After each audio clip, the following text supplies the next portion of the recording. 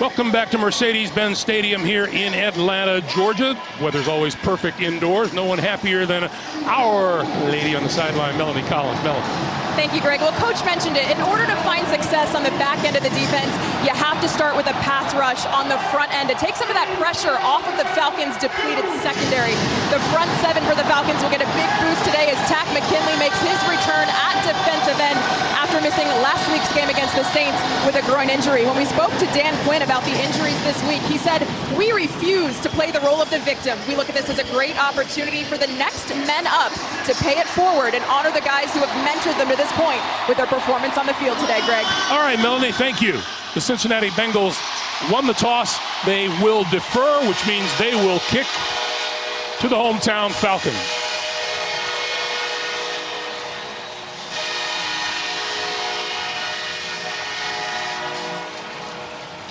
The Falcons 1-2, the Bengals 2-1. And Marvin Hall is deep and we are underway. He will run this one out from about 3 yards deep in the end zone. 20, 25, breaking through! And out of bounds close to the 50-yard line. Marvin Hall, the second-year man out of Washington. No better way to start some energy. Big kickoff return. Well, more and more in today's NFL, you go that deep into the end zone, they're going to take the knee because you're getting the ball at the 25. They decide to bring it out, and a great job of blocking by the Falcons. Hill with the kick out. Hall taking it up the sideline. 53-yard return sets Matt Ryan up at midfield. Tevin Coleman in the backfield. Coleman gets the handoff and gets a couple. We'll call it a 3-yard pickup. And it'll be second down. Matt Ryan, 267 career passing touchdowns, making his 135th straight start. The Falcons are a wide zone running team. A lot of negatives and zeros, but they're going to hit some big ones, especially with Coleman cutting it back.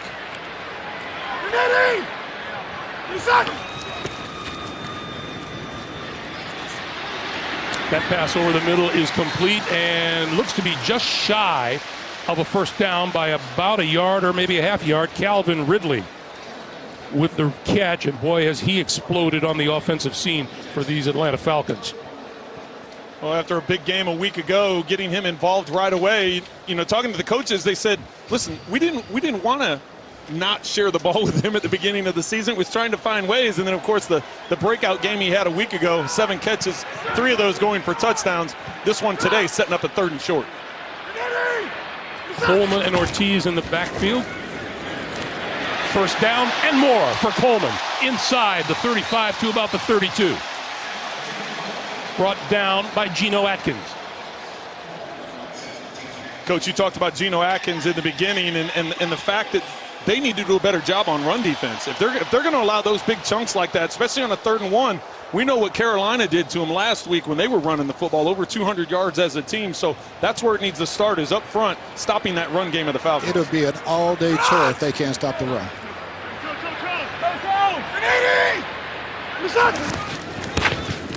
On the ground again, Coleman again. Cuts it back. And brought down at about the 27-yard line by Dre Kirkpatrick. Again, good job on the wide zone. Getting that cut block on the backside is huge. And that when you want to run the wide zone, you got to get a running lane in the backside cutoff, and they did a heck of a job right there. 2nd and 4.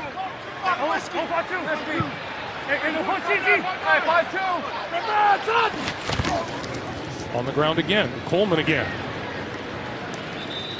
Stopped at about the 25-yard line. That'll be 2 yards shy of a first down. Preston Brown, the middle linebacker, in on the stop.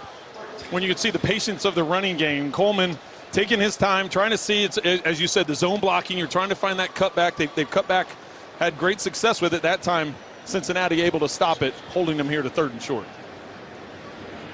Again, 3rd down defense, you're going to struggle if you can 3rd and 1 and 3rd and 2 all day. Both these teams are outstanding on first down, in the top 10 on first down offense. Ryan spreads the field on 3rd and 2. with time, now throws inside the 15 to the 11-yard line. The catch is made by Julio Jones for a first down. Real good.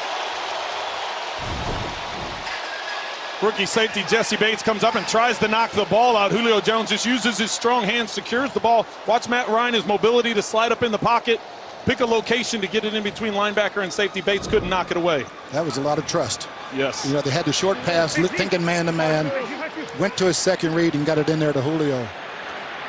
Julio Jones looking for his first touchdown catch of the season.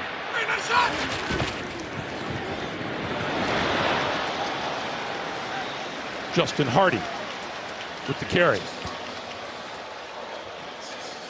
And Carlos Dunlap with the stop. These Atlanta Falcons in the red zone. They have 8 touchdowns in their last 8 red zone trips. Everybody wanted to know what was wrong in the first week. Just give it time. Give it time. They're 8 for 8, and this is going to be a big one here. And that's not just 8 for 8 scoring in the red zone. That's 8 for 8 getting touchdowns in the red zone. Yes, indeed. On 2nd and 6, this is Ito Smith, and Smith to the end zone for the touchdown.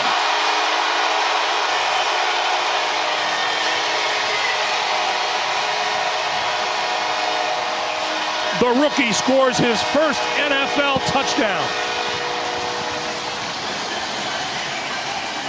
It's going to be a long day for Cincinnati if they can't stop the run. Watch the down blocks here, and you're going to get the pull with the kick out, and then you're going to get the run. Great blocking up front. They seal it inside, they kick it outside, and then Ito Smith with the ability to bounce it. It's going to be a long day, Coach. Yeah, and again, missed tackles. It's plagued both these teams. That should have been stopped on the 3-yard line with a good tackle.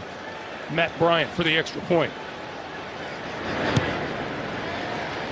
And that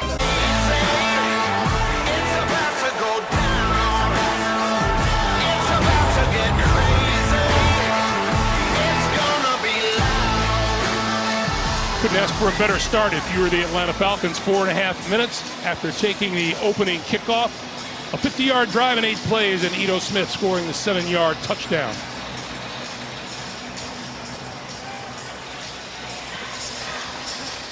Well, the rookie Ito Smith, the 4th-round pick out of Southern Mississippi, getting an opportunity because of the injury to Devontae Freeman, and he's done a good job balancing both. He does an effective job catching the ball out of the backfield, and you can see his ability to bounce and read those blocks up front. That time, reading it and breaking the tackle to get into the end zone. Yeah, he's their downhill pounder, and they want to go downhill on these guys. Here's Alex Erickson, a couple of yards deep in the end zone. He finds running room up the middle and across the 30 to about the 32-yard line.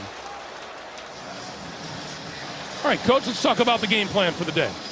Well, for the Cincinnati Bengals, they got to go green. I mean, they got to get A.J. involved early and often. They really struggled when he was out last week and got to get off the field on 3rd down. We saw it in that first drive. And then stay hot, mighty ice. I mean, he's been on fire and cannot give up chunk plays to Andy Dalton and A.J. Green. If they keep everybody in front of them, they'll be fine today. Andy Dalton, good field position, his own 33. Giovanni Bernard in the backfield behind him. Bernard, little stutter step and out to the 35-yard line. Both these teams missing their number 1 running backs. As you take a look at Andy Dalton, 2 or more touchdown passes in each game so far this season. But as we said in the open, Trent, that 4-interception performance at Carolina is kind of like a sore thumb that sticks out. Yeah, it is, but it's really deceiving. There was a couple of those, one's a Hail Mary at the end of the game, down 2 scores. Another one, receiver stops running his route and doesn't locate. So numbers can be deceiving sometimes. Andy's had a good season. Bernard again. And Bernard just across the 40-yard line. It'll be a couple of yards short of a first down as you take a look at the starting offensive lineup for the Cincinnati Bengals. It is missing the rookie 1st-round pick Billy Price at center. He has a foot injury. Trey Hopkins in place of him, and they're looking at Vic Beasley now down on the field, number 44. Well, that's not going to help the Falcons at all.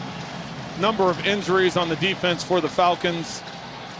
Beasley being one of their main pass rushers. They really can't afford it. I mean, they're running short on depth. not in the back end. You saw the first play, the Bengals used a little shift, and the Falcons couldn't get lined up. The young safeties had no clue where to go. Then they come back on a good running play, and they lose Beasley. They're going to add up sooner or later. The next man up works. It works for a while, right, but it doesn't work on the 6th and 7th guy. Yep. Well, and you've experienced that. Yeah, I'm in the booth because of that. Jack Crawford replaces him, the 7th-year D lineman out of Penn State.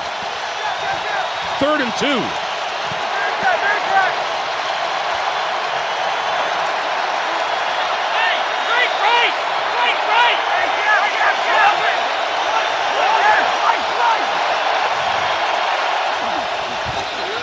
Dalton going to throw for it. No, this is whistle blown dead.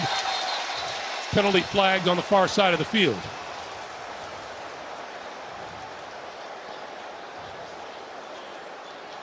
Our referee today is Sean Smith.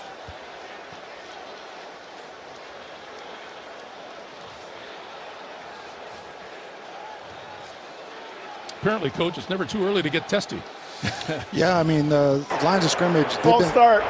Offense, number 68. 5-yard penalty. Remains 3rd down. That's right tackle Bobby Hart. Bobby Hart at right tackle. He's going up against Tack McKinley. He starts a little early. And when we talked to him yesterday, and Andy Dalton didn't think the crowd noise was going to be a problem with the silent count, but it is in a dome stadium, I promise you. So now it's 3rd and 7. Dalton going to go deep, half his man on the far side, and he's got him. A.J. Green. Well, great job. They got A.J. Green in the slot one-on-one, and the Falcons don't play a lot of man-to-man, and they got him right. Perfect throw, inside go route. Talked to him yesterday about the joys of being in the slot. He liked the idea. Yeah, he was talking to Larry and the other guys who've extended their. Chris Carter, he's going to study a lot of film on those guys. Well, the Bengals did a good job. Bill Lazor, the offensive coordinator, with that formation, a 3-by-1 look. Green in the slot to the right with a safety in the middle. It's just that inside slot fade to the sideline. As a defender, you've got no help. He had 58 receiving yards last week. That one was good for 38. This is Tyler Boyd, and Tyler Boyd wrestled out of bounds at about the 15-yard line. You know, and talking to both head coaches in the meetings, they talked about leverage. We missing tackles because of leverage. That receiver on the slot, that's got to be outside technique, funneling him back inside. He can't get beat outside in man-to-man. As you see the starting defensive lineup, these Falcons missing their 2 starting safeties. And there is Brian Poole, number 34, subbing. Ricardo Allen is gone for the season, and so is Keanu Neal. Hey, Reagan 59. On 1st down. Play clock running down, and Andy Dalton sees that and calls timeout. We'll take a timeout too. We're back in half a minute after this from State Farm. Welcome back, everyone. 7.5 to play in the first quarter. No surprises so far, right? No, neither team can get off the field on 3rd down, and a little surprised that the Falcons played more man-to-man on that last series.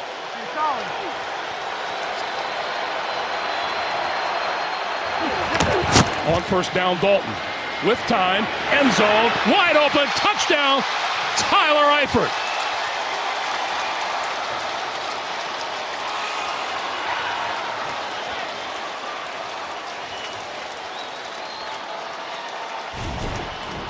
Eifert's going to be lined up to the left, and he's just going to work his way right up the numbers. But watch here, A.J. Green is doing a double move, so the safety goes to that side of the field, and rightfully so. A.J. Green deserves that type of respect. Well, as soon as Andy Dalton sees the safety work that way, he knows exactly where he's going, wide open for the touchdown. Yeah, the double mirrored route, nod seams on both sides, and he did a great job looking him off. As a quarterback, you line up, Greg, quarterback, you line up like that, you get so excited. You can't wait to snap the ball. Yeah, you want to get it snapped fast. The extra point is good. Did we say offense may shine today? 7:23 to play in the first. Tyler Eifert, his first touchdown catch of the season. And we're tied at 7. You're watching the NFL on CBS. The NFL on CBS is sponsored by Pizza Hut. official pizza sponsor of the NFL. AARP. Take on today with AARP. Real possibilities. And by T-Mobile, America's most loved wireless brand. Some really nice shots of Centennial Olympic Park here in Atlanta, 21-acre park downtown, originally built for the 1996 Summer Olympic Games. Tyler Eifert on the receiving end of the touchdown pass from Andy Dalton. We're tied at 7. Marvin Hall. Last time he tried this, he returned it 53 yards. Trying to turn the corner on the left side. Penalty markers fly as he breaks out across the 30. Let's go back and check the flag.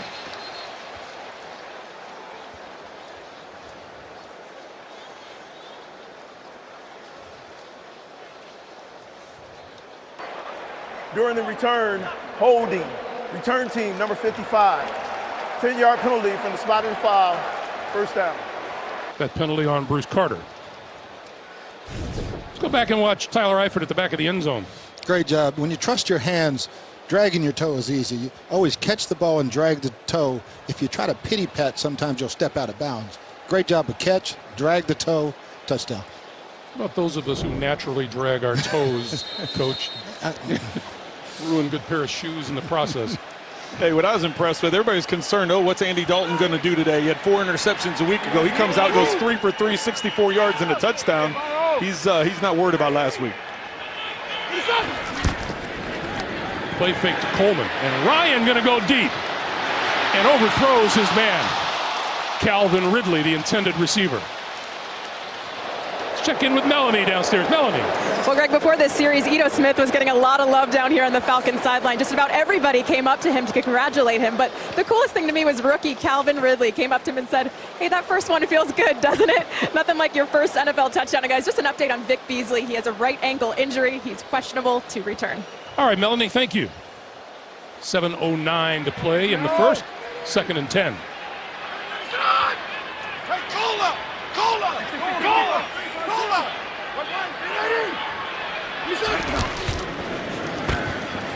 And this is Coleman across the 10 out to about the 11, maybe the 12, where Preston Brown makes another stop. This is a linebacking core for Cincinnati that gets Vontaze Burfict back in another week. And that's a big emotional lift because he brings a lot of fire and energy to that defense. They finally have a situation right now. They're in a winnable 3rd down, and this is going to me is going to dictate who wins this game, who can get off the field and set up their offense in great field position right here.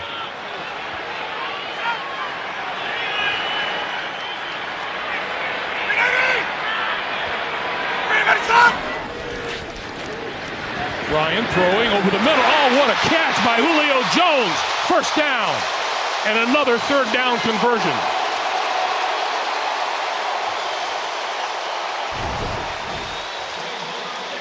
The Bengals decide to blitz 5. They bring the middle linebacker. That gives them man-to-man underneath, 2 safeties deep, 22-man is the coverage. So in a trail technique, you've got to help over the top. The problem with Julio Jones, he's so big, you put that ball in the spot that Matt Ryan put that ball, you can't defend that. Yeah, and William Jackson is normally an outside corner. He's now forced to come in and play the nickel, and he's not used to that technique.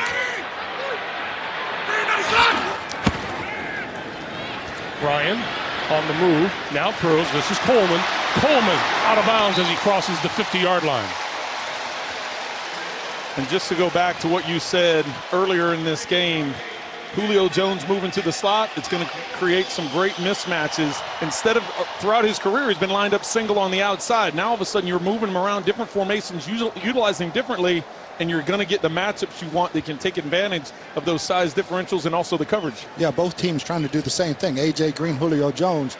And one thing about that was one of those touchdown, check down plays. They went deep, nothing there, check it down to the back, and you pick up a bunch of yards. Ito Smith back into the lineup. The ball at the Cincinnati 49. Play fake. Ryan still has it on the move, looks downfield, and is going to scramble for about 4 yards out of bounds at the 45.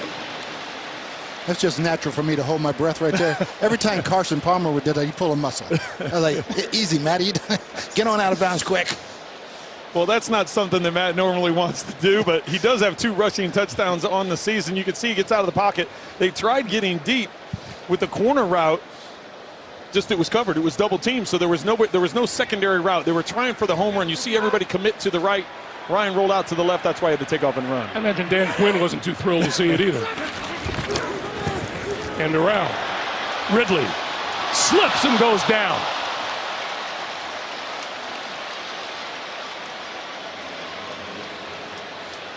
He's going to be marked down at the Cincinnati 44. Well, Coach, this is one of those deals that, depending on how this game finishes up on Monday in the film room, his guys are going to give him you got a flat tire on that one. You have to make that cut. You win the game, you're going to get a lot of grief Monday. Yes. And that's a lot more fun than the other way around. So here is a 3rd and 5. You know, Jelly. Bryant over the middle. Tipped and incomplete. Off the hands of Ridley. And there is the first successful defense of a 3rd down conversion today.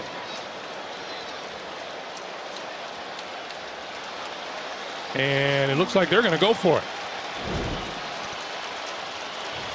I guess when your offense is clicking, you might as well take advantage of it. Well, based on what we saw the first possession for both teams, it looks like it's going to be one of those days as far as a shootout. 4th and 5.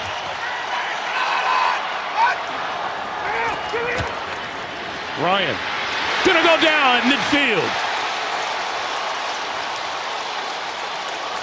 Geno Atkins led the charge. And the Bengals take over on downs. 3 minutes, 40 seconds to play in the first quarter. We're tied at 7. That's a live look outside Mercedes-Benz Stadium. This is a beautiful, beautiful structure. And it's going to be great for the Super Bowl. Oh, it's one of the best venues in all of the National Football League. They did a great job with this one. Cincinnati takes over. Just short of midfield. And all kinds of movement up front and back and forth. Vic Beasley healthy enough to jump offside, it appears. Neutral zone infraction, defense number 44. 5-yard penalty, remains first down. Yeah, going back to that 4th down, that was a huge decision by Dan Quinn on 4th and 5. And surprisingly, Cincinnati played man-to-man. It looked like they had a zone play called. Well, I thought for a minute there they were just going to do the hard count, try and get them to draw off sides because you're giving up great field position to Cincinnati by missing that. But I like the aggressiveness. He knows he's having issues on defense, and after that first series, he's like, listen, we got to do some things offensively to change this up. Bernard inside the 45 to the 43. Let's go back to that Tyler Eifert touchdown catch. Well, what a big, huge addition, having him healthy again. But great job by Andy Dalton, spreading it out, pumping right with his eyes and coming back to the nod seam.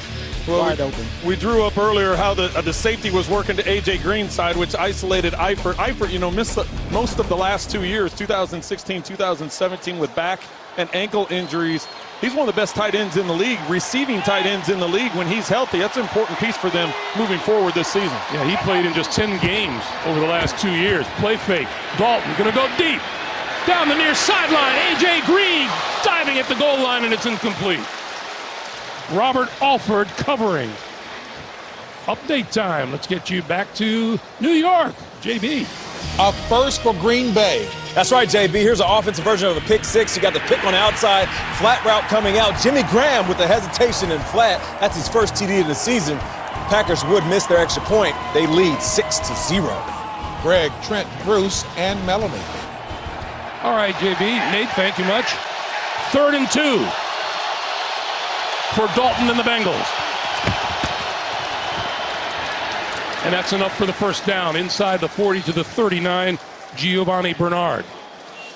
Yeah, I really love the second down, go for it play. They had a good manageable 3rd down. If they miss it, take the home run shot, come back. You got a run or pass option, you get a good running play. first down. Well, and I think they're in a field position, whereas if, let's say, they only get 1 yard there, they could go for it on 4th down. Instead of trying a 58-yard field goal, you're in a position to where you could potentially go for it, just like Atlanta did. Atlanta was a little more at midfield. Yeah. They're different from 4th and 2 and 4th and 5. Right. Rookie Mark Walton is in at running back, the 4th-round pick out of Miami. And the screen is incomplete, intended for Walton. Well, and I don't want to over-exaggerate this, but this could have scored. They had blockers downfield on the secondary. They had 3 offensive linemen and only 1 defender out there. If they're able to make that connection, they've caught the Falcons. As you're going to see, this is going to come out here. You get the linemen pulling out. You get blocks upfield. You've got 3. Watching when you get out in space, you got 3 offensive linemen. Oh, yeah. And only 1 defender. I don't know how they're going to stop it from getting in the end zone. And again, that's Gio Bernard's number 1 play, the screen. I don't know why you'd substitute and take him out with his great hands. On 2nd and 10. Dalton looks right, throws right, and now. Well, Marvin Lewis ran over to the officials and called a timeout. Yeah.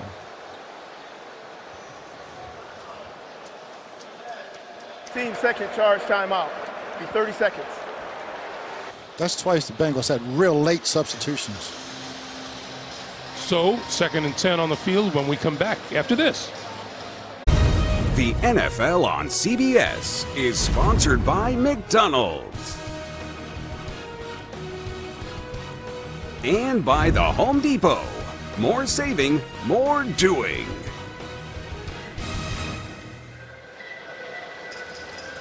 That is the Center for Civil and Human Rights here in Atlanta, located in Pemberton Place, right around the corner from where we are, dedicated to the civil rights movement in the United States, and opened in 2014.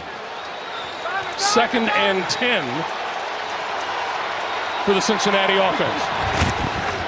Dalton out here to the near side, complete to Walton out of the backfield. And his forward progress will be marked at about the 35.5 yard line.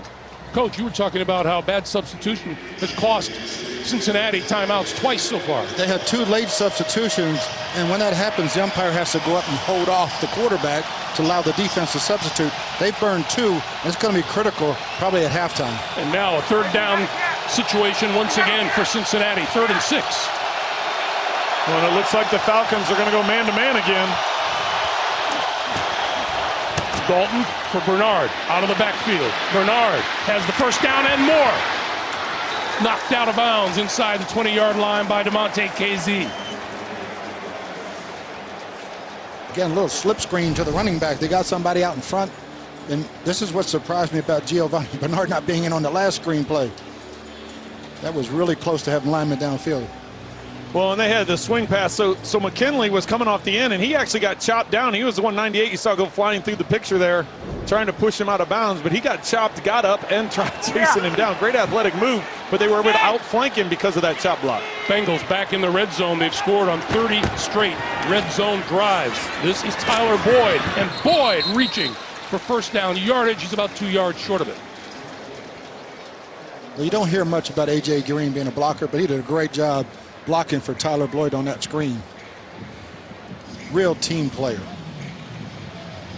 Well, that's the thing that impresses me most. Yet, consider these 2 star wide receivers, A.J. Green and Julio Jones. Well, they just want to win. And yeah, the stats are nice, but they'll do the dirty work. They'll do the blocking. They'll be the setup guy to draw coverage so another guy gets open. Yeah, you'll never hear either one of those guys worry about their touches. On 2nd and 2, Bernard has the 1st down, breaks it to the outside for the touchdown. Coach Quinn talked all day Friday about leverage. They lost their leverage again from outside in. He bounces outside for an easy touchdown. Robert Alford was the corner to that side, and he has outside contain. You need to try keeping that leverage to the outside. We heard a lot of talk about leverage this weekend, yes, too, with by both coaches. And got to turn that back into your help. You can't get beat outside. Well, it's leverage and trust. That word, so leverage was a big word. Trust was also another one. If you're outside, you got to trust the guys that are responsible for the inside are going to be there as well. The extra point is up and good. And with just 12 seconds remaining in the first quarter, the Bengals lead at 14-7. We're back in 30 seconds after this from Progressive Insurance. Just 12 seconds to play here in the opening quarter, and we've already had 3 touchdowns scored. Giovanni Bernard on the board for the Bengals, who went 51 yards in 8 plays in just under 3.5 minutes. You know, you're looking at all the offense on this field, you kind of wonder what it would be like if Joe Mixon and Devontae Freeman were available. Yeah, that would be a big difference in the running game for both these teams. But the Bengals are one of the best screen teams in the league, and Bernard is one of the best screen backs. Marvin Hall will not get a chance to run this one back. And the touchback will bring the Falcons out to their 25-yard line. Falcons got off on the wrong foot, losing their opener to the Philadelphia Eagles, came back to beat Carolina, and then, well, we kept bringing up that game last week, overtime in New Orleans, they fell 43-37. And in both those losses, they were leading in the fourth quarter. Here's Coleman. Coleman across the 30 to about the 32. And with that, time will run down here in the first quarter. Nick Vigil on the tackle. We've played 15 good minutes. 14-7 Bengals. We're coming back to Atlanta right after this. You're watching the NFL on CBS, the home of Super Bowl 53. Ready to start the second quarter here in Atlanta. No lack of offense in the first quarter, and we talked about those third down conversions. These teams, the worst at stopping opponents on third downs in the league so far this year. Cincinnati the worst, and Atlanta right behind them. There's only been 1 third down conversion. That hasn't worked so far today. You give both teams credit. They're doing something different than they've been doing, just not working. 2nd and 4. Ryan flips it to Coleman. Coleman grabbed as he crosses the 35-yard line. Dre Kirkpatrick and Jordan Evans combining for the tackle, but it's enough for a first down. Both these teams primarily are zone defenses. That allows the quarterback to have easy checkdowns. And on those checkdowns, both these teams have averaging 8 to 10 yards, and that's huge. Easy for a quarterback.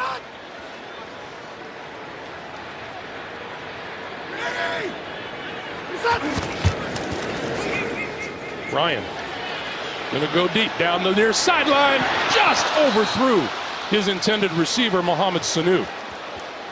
Update time once again, back to New York. JB and Nate. Houston looking for its first win of the season. That's right, it's a mystery. You're going to need Sherlock Holmes to figure it out, but I say it's elementary, my dear Watson, and Watson to Fuller for the touchdown right there. Houston, they lead 14-7. You know, Greg loves Super Sleuth movies. Hey. All right, back to Greg Gumbel.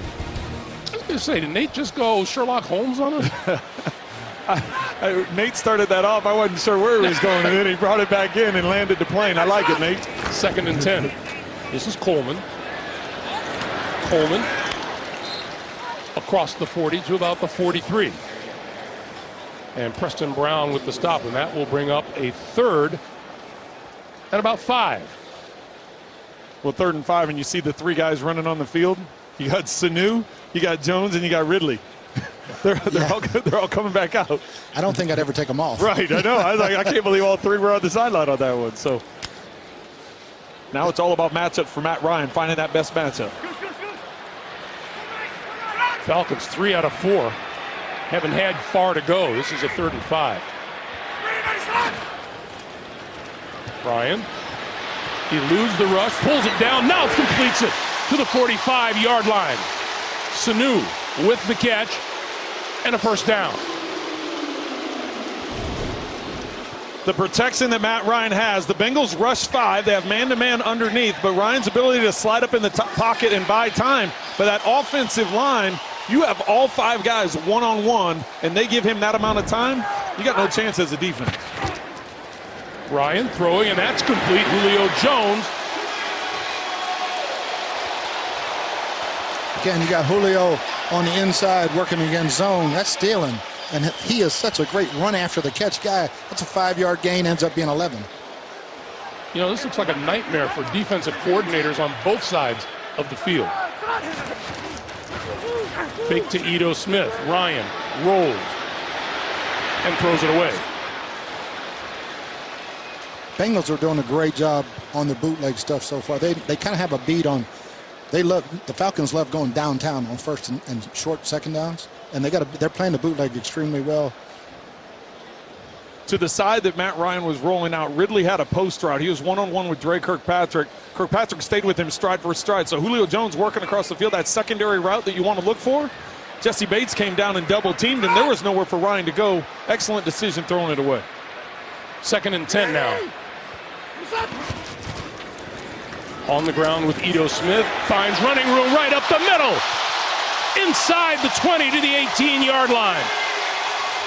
Nick Vigil with the tackle.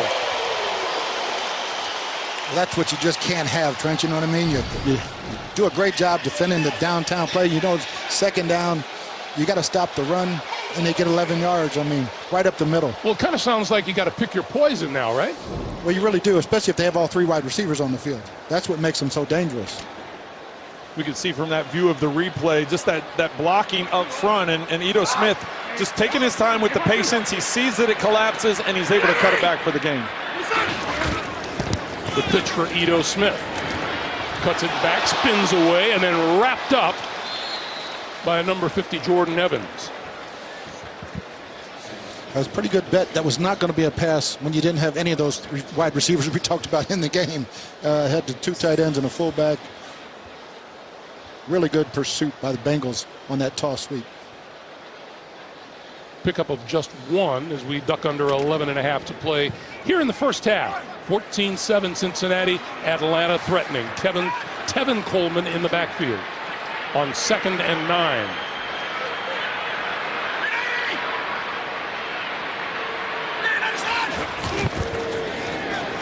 Ryan going for it. Wide open for the touchdown is Logan Paulson.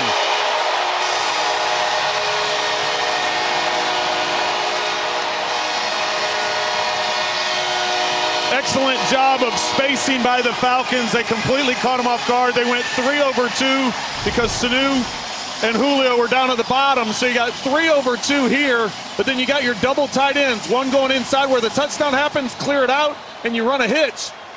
So if you're Matt Ryan, you know you've got the safety over the top, and you've got nothing but one-on-ones. Tevin Coleman working underneath if you want an outlet, but instead they let that crease go, and just like what happened on the other end with Tyler Eifert working up the crease, you know the safety's going to help the other way. For Atlanta, 10 straight touchdowns in the red zone. I say gunfight at the OK Corral at the start of the day. Which one of these guys is Doc Holliday? Hey, tomorrow, Cedric the Entertainer and Max Greenfield star in the new comedy critics call Laugh Out Loud Funny. The Neighborhood premieres tomorrow at 8/7 Central, only CBS. We've already had 2 ties and 2 lead changes in this game, and there's still 11 minutes to play in the first half. No shortage of gunfire in this one. I mean, these quarterbacks are lighting it up, and whichever one of these defenses is going to have to step up to stop somebody to win this game. Well, are you going to be able to get a sack fumble? Are you going to be able to get a tip ball that gets intercepted? Those are going to be the game changers in this when you have both offenses rolling the way they are. How about just a stop? We have seen neither hide nor hair of a punter in this game. Alex Erickson deep, and will not bring this one back. And let's go downstairs to Melanie. Well, Greg, we know this Falcons defense is missing some key players. Well, defensive coordinator Marquand Manuel was just talking to the secondary before they went back out. He said, right now, guys, we're out of whack. Let's calm down, take it one play at a time. He said, I want everyone communicating. It's all about communication, Greg. Melanie, thank you. DeMonte KZ, Brian Poole starting at safety in place of Keanu Neal and Ricardo Allen. Those are key members of a defense to lose. Well, and the key, Melanie hit on it, it's got to be the trust part of it. You've got to do your job and rely on your teammates. This is Mark Walton trying to turn the corner on the right side, and he'll pick up maybe 2. Brian Poole making that tackle. It'll be 2nd and 8. And like Coach Quinn said, everything about their defense is built on leverage and trusting You do your technique. If I'm the outside guy, make sure it stays inside of me. My help will get there. And they had a little miscommunication. The Bengals are getting them a little bit with formation change with those two young safeties. Dalton and the Bengals from their own 27.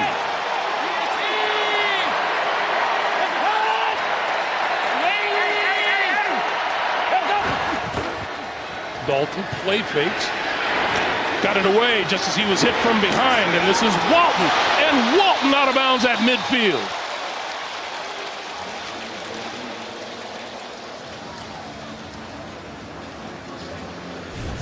Walton coming out of the backfield. You have Eifert is going to clear up the field. He takes two defenders with him, and nobody goes with Walton coming out, sneaking out into that right flat, but then the open field spin. Watch Pooley drops his head, tries to hit him with his shoulder instead of wrapping up, and Walton just spins right off of it. Heck of a move. Boy, there's another issue the coach talked about, tackling.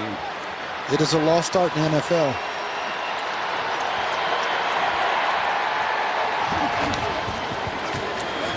Dalton for Walton, and it goes nowhere. Grady Jarrett splitting the double team, getting into the backfield, and nowhere for the back to go. A little bit of a slower developing counter play. They've been successful fastballing it on the zone play. Tried to counter play, and Grady Jarrett's one of the best in the league at splitting double teams. You guys made mention of it. Grady Jarrett was big talking to us the other day about having to trust your teammates.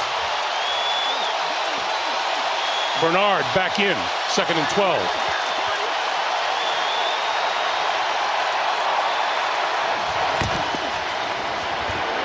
Dalton has his man and across the 40 to about the 39, and it looks like a first down. Tyler Eifert on the receiving end. Can't say enough how important it is for the Bengals in their passing game to have Eifert back on the field. He creates such matchup issues. Whether you're putting him on a linebacker, like in this case, Olakun is trying to cover him one-on-one, just go run an out route. Guys, got no chance. I mean, he's a wide receiver and a tight end body. He is really special. Made mention of it before. He played a total of 10 games over the 2016 and 2017 season.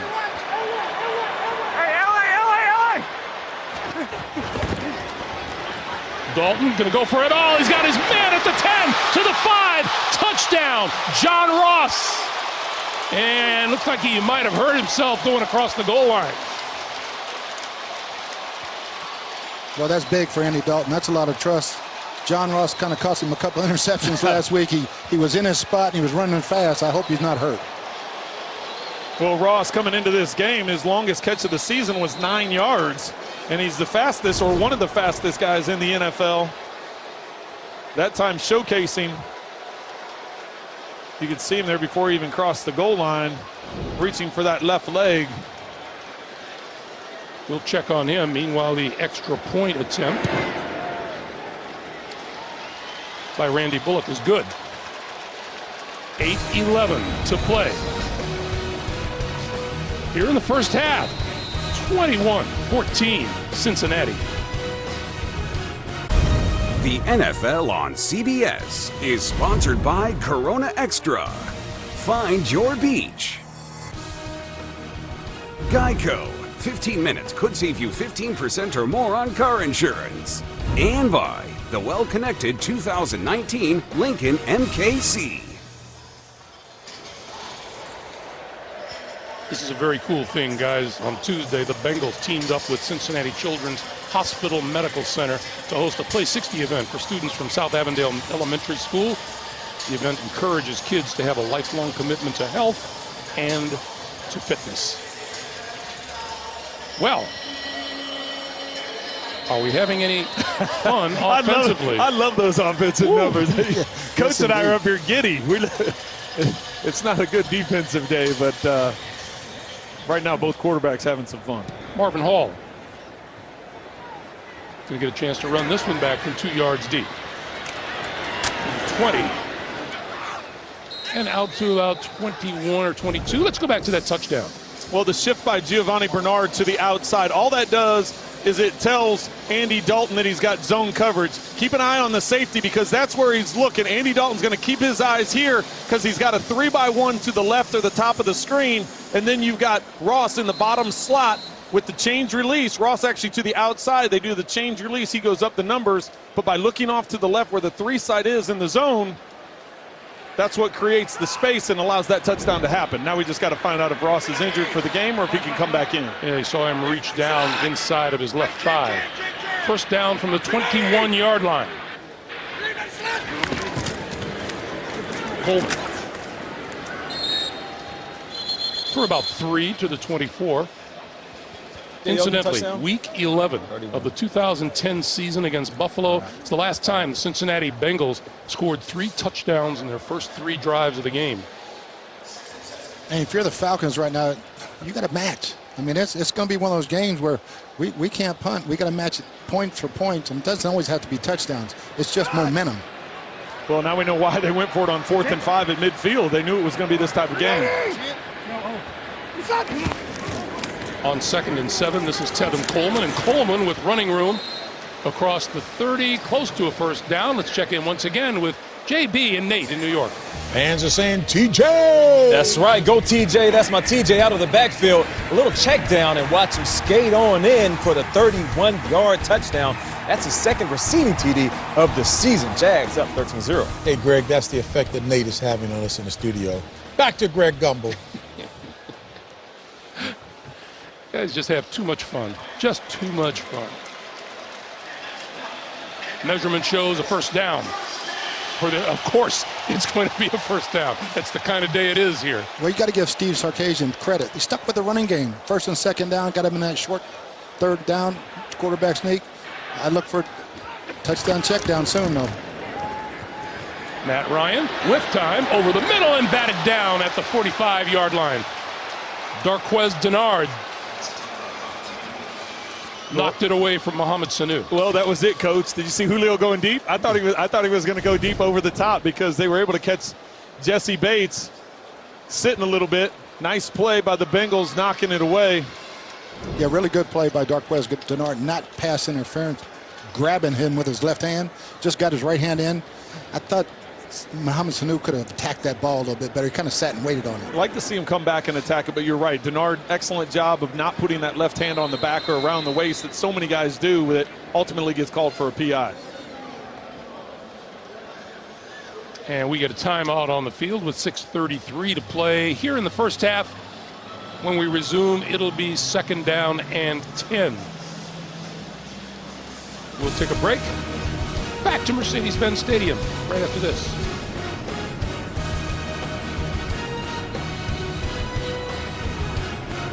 And we're back quicker than you thought we'd be. Glad you've joined us for this shootout of immense proportion. We knew that defense was going to be at a premium, but Trent, did you think it was going to be that big a premium? I didn't. I thought they would make adjustments, just because we thought that's what was going to happen. Coming into today, there'd be a big offensive firepower. I thought, we knew about the injuries on Atlanta's defense and some of the struggles that Cincinnati's had defensively, but both offenses are rolling right now. 2nd and 10 for the Falcons. This is Coleman. And Geno Atkins makes the stop on that, and we go down to Melanie. Well, Greg, I've just been keeping my eye on John Ross down here on the sideline. He's been down here stretching out the left side of his groin. He used a stim device on it briefly down here on the bench, but he ran up and down the sidelines once, and I heard him say, "I'm fine." So he should be good to go to return to this game, Greg. Melanie, thank you. Well, I would have thought the way he acted that he would go under the blue tent and get wrapped up and everything else, but whatever that magic stim unit is he used, it worked. Here's a 3rd and 7 now. Ryan looks left, throws left. That's complete and good for a first down to Mohamed Sanu. Really unsynchronized, right? Sanu pointed back and let Matt Ryan know the blitz was coming. Matt knew he was unblocked, stood in there and hit him for the first down. Really good communication between those guys just by looking at each other. Well, and that's an excellent job of the route combination. You had a high corner route, which ended up getting double teamed, and then you had the linebacker not getting enough width, and that's why you were able to get that pass in there to get the first down. Atlanta now 6 out of 7 on 3rd down. Ryan rolled. Gonna go deep. Coming across the field. Sanu, he's got him.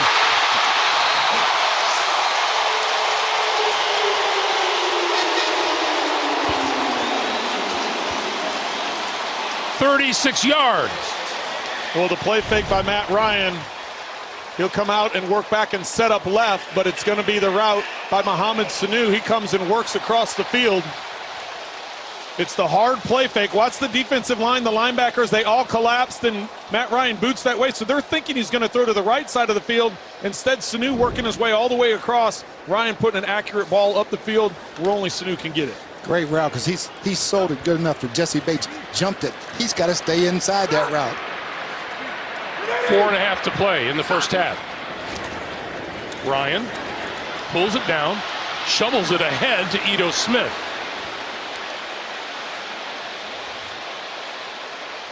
And Smith down just inside the 15-yard line. I'm just going to do a public service announcement here and say the punter for Cincinnati is Kevin Huber and the punter for Atlanta is Matt Bosher. They're not going to get much action today, I don't think, unless they're holding for field goals and extra points. Matt Ryan was close to crossing the line of scrimmage at the last minute. He's like, do I want to take the hit or do I want to flip this and let him get the 5-6 yards and let him take the hit? And smart decision by Matt Ryan. Yeah, Second and 5. The Falcons are doing a great job of taking shots on first down.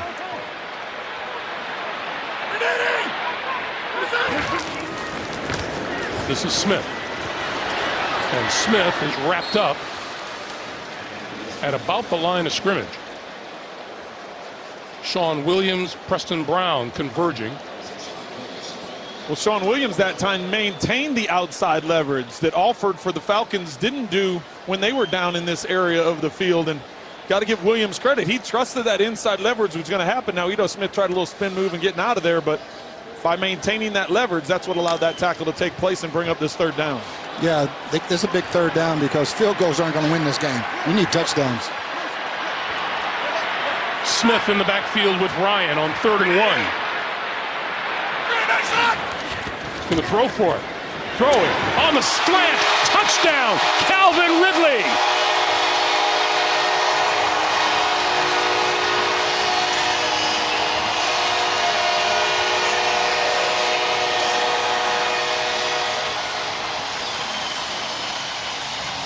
The first-round draft pick out of Alabama.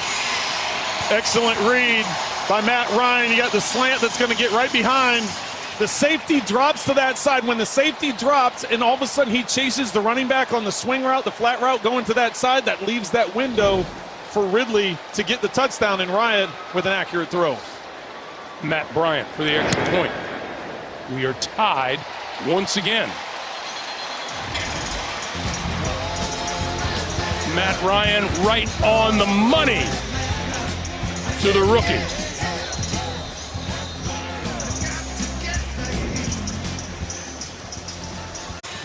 A reminder for you, coming up on the Verizon Halftime Report, JB, Phil, Nate, Boomer, Coach Cowher have all the latest NFL scores and highlights, all coming up on the Verizon Halftime Report. You know, I have to ask you guys, with the nature of this game as it has gone, why would you ever kick on 4th down if you have a reasonable shot of making it with the way you're playing offense today? Sooner or later, you have to trust your defense. Sooner or later. Not so far, but sooner or later. You got to make some adjustments.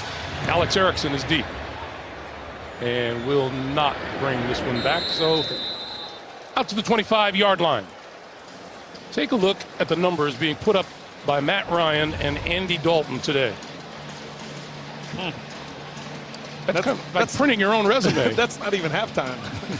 How about Matt Ryan? Matt Ryan, 7 touchdowns, no interceptions the last game and a half.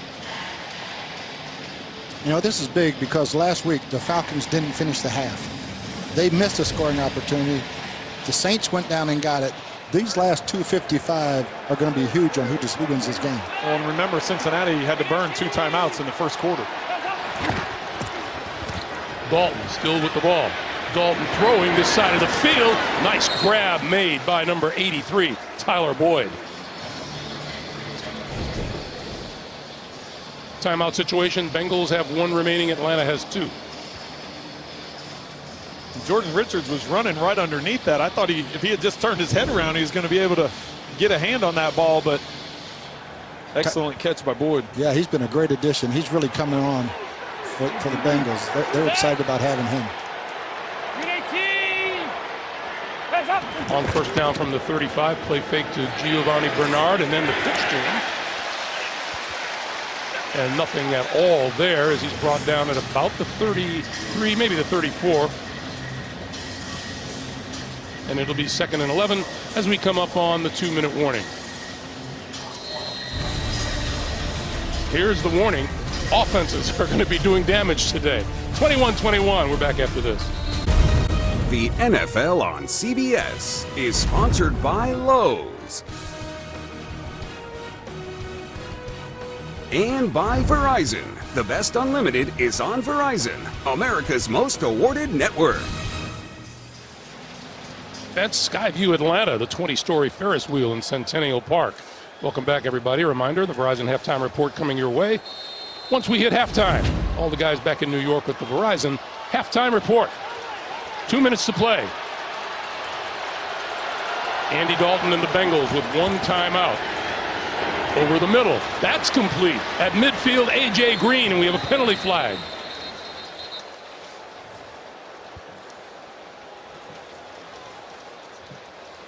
I think Alford was there a little bit, wrapping him up a little bit early. And A.J. was still able to pull that ball in. Pass interference, defense number 23. The penalties decline, result of the play is a first down. That's huge because that's an extra timeout for the Bengals because they wasted it too early. And they've got that one left. So now Atlanta, they have to stop him. And sooner or later, we're going to have to give some pressure. I mean, he's standing back there all day, Trent. Well, that's well, you know, Coach, you know, if you decide to bring pressure, then you're leaving everybody on an island. But you're right. Whatever it is isn't working right now. You got to try mixing it up. Penalty is accepted. The ball's placed at the spot of the foul. First down. So Sean Smith corrects that decision. And the line of scrimmage is now midfield. And a new set of downs for Dalton.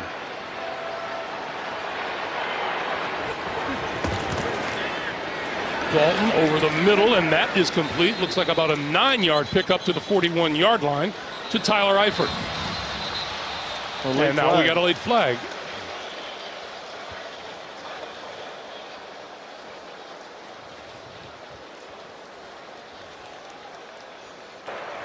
Dead ball, personal foul, defense number 21. 15-yard penalty added to the end of the run, automatic first down. That one's on Desmond Trufant. Watch Trufant come into the picture here late. He's going to just shove in the back Tyler Boyd, push him over the pile. That's an easy one to call for the officials. And that looks like total defensive frustration. Yeah, no, you just can't have those at the end of the half. I mean, that's just being selfish and putting your team in a bad situation. So the Bengals at the 26. On the quick slant to the 15-yard line, A.J. Green. And that's another first down. Cincinnati huddling up. No need to be in too big of a hurry here. You don't want to give the Falcons time left on the clock before the half. And the question for the Falcons right now, do I use my timeouts to give my offense time to get back on the field and get a score before half?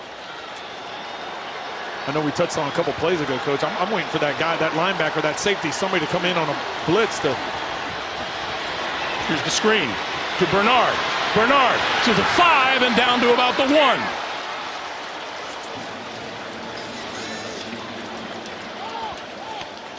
Well, you talked about Bernard and how good he is at the screens. Yeah, and this is the Falcons' problem last week. They couldn't finish the half, and they're struggling again right now to get this stop. And now the Falcons use a timeout. Atlanta, team second. They're second here in the first half, so each team has 1 timeout remaining. Have you guys ever been a part of a game where every single thing seemed to work? Because that's what this feels like. Those are fun days. Yeah, those are fun days. Is that called 7-on-7 during the week? You know, you feel great, then you look at the scoreboard and say, we're tied. What the heck? So if you're the head coach, you feel good because your offense is playing good and you're struggling because your defense is giving up points right after they score every time. Well, and I really think Cincinnati and Bill Lazor, I think the reason he called that last screen is because he thought, okay, at some point in time they're going to bring pressure. Let's catch them with a screen with them bringing pressure. They only rushed 4, and yet they were still able to get a big chunk of yards with that screen play, setting up 1st and goal at the 1. Yeah, the Bengals have a very athletic offensive line and do a great job of getting out and staying up and not falling down, getting up and getting in guys' ways. And when you got a runner like Bernard who just knows how to set those blocks on screens. Cincinnati has brought the big defensive end Sam Hubbard, the rookie from Ohio State, into play on the offensive line. Bernard, left side to the end zone, touchdown.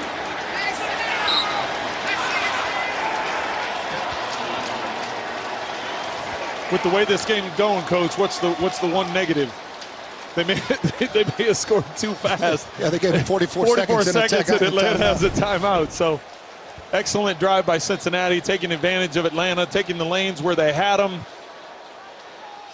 Atlanta with a couple of silly penalties as well. I'm going to give you a prediction right now. Post-game, the losing team, somebody's going to say, we didn't lose, we just ran out of time.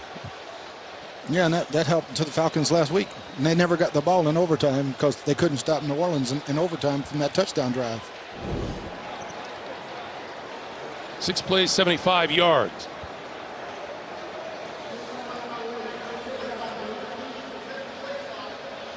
Can start on my ready for play whistle.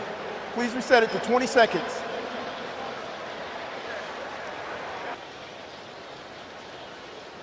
So Sean Smith making an adjustment. Thank you. To the play clock. 44 seconds on the game clock.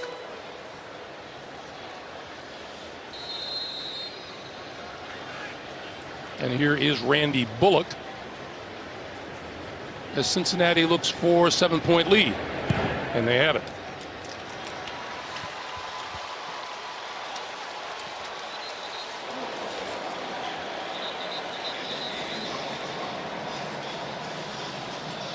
Two rushing touchdowns on the day for Gio Bernard. Andy Dalton's been throwing the ball well. Well, only 2 incompletions, 13 of 15 on the day. He's been accurate. He's had time in the pocket. Accurate up the field and underneath. They've utilized the screen well. John Ross getting involved. Came up limping on that touchdown, but he came back in the game. It's got to feel like it's 7-on-7 for him.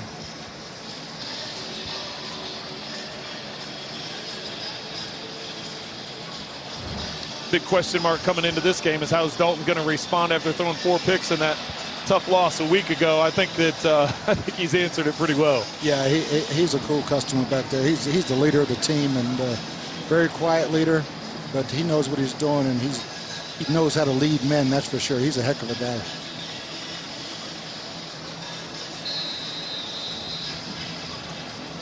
Marvin Hall is deep.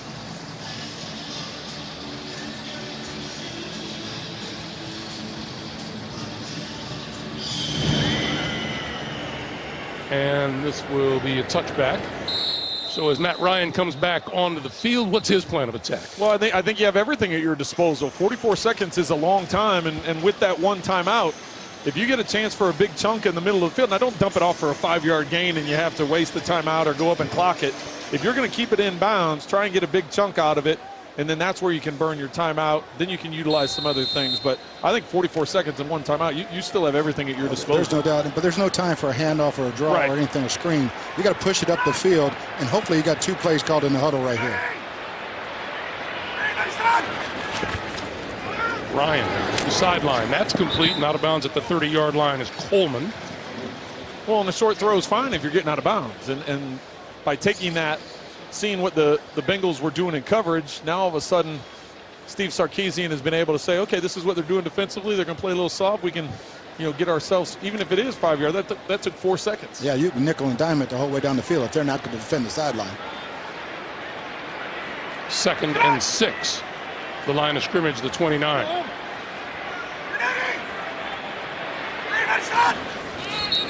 And we get a flag and whistles. I think they're getting Sanu. I think he was bouncing towards the line of scrimmage on that motion.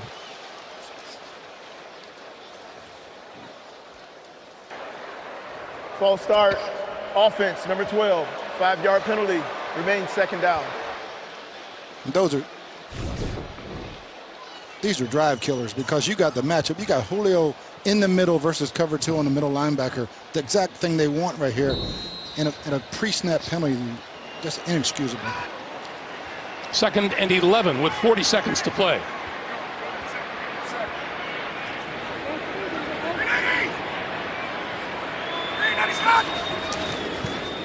Ryan over the middle has his man at the 35-yard line, and busting out for a couple of more is Julio Jones. Falcons quick to the line. Under half a minute. Well, don't spike it. You get up there, call the play just like Matt Ryan's doing. Good protection this time. Coming this way to Sanu, and Sanu out of bounds at the 45. Stops the clock with 18 seconds to play.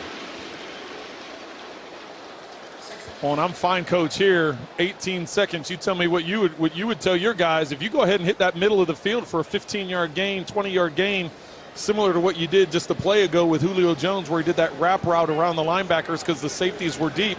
I'm fine with that. Go ahead and use the timeout then, and you can still set things up. Yeah, you essentially need 15 yards right now for your field goal, and you need to get points out of this drive.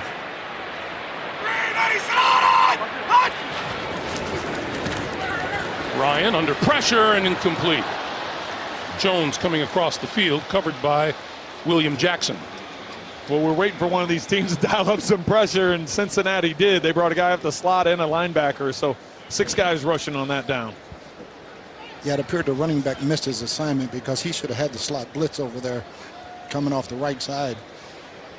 Matt knew it, didn't see it, got rid of the football. Again, like you said, Trent, you still have time to get these 15 yards, call the timeout, and get your field goal. 3rd and 4. If you're looking for the first down, they need the 49-yard line. Ryan, this side of the field, that is complete and out of bounds. Julio Jones. First down with 9 seconds. Well, I thought that was really gutsy. They had Julio Jones, and they rolled the safety down to that side, leaving middle of the field open. I thought for sure they're going to roll safety over the top and not allow that to happen. That was a great throw and trust by Matt Ryan. I mean, he put it in double coverage, just dropped it right over top of the flat defender. Well, and by allowing that sideline route and letting him get out of bounds, now they still have the timeout, so you can still use the whole field, call your timeout, and set up for points. Receivers have to be smart. They have to get down after the catch so they don't run the clock out before the timeout. Quick pass to the near side. This is Ito Smith. He goes down at the 37-yard line, and Atlanta will use that final timeout to stop the clock with 2 seconds to play. Well, you can see Ito Smith was smart about it. He decided to turn it up, and he was either told in the huddle or he knew it. Well, that's one of those things. In the huddle, you have alert down timeout. So you're going to catch the ball, get down, call timeout. So here is Matt Bryant, who has made 6 straight field goals from 50 or more yards.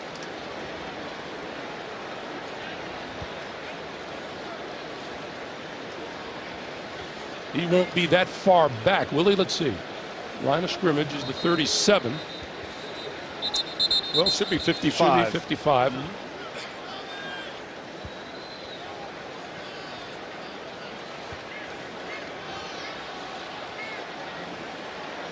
He's hit 13 of his last 14 from 50 or more yards.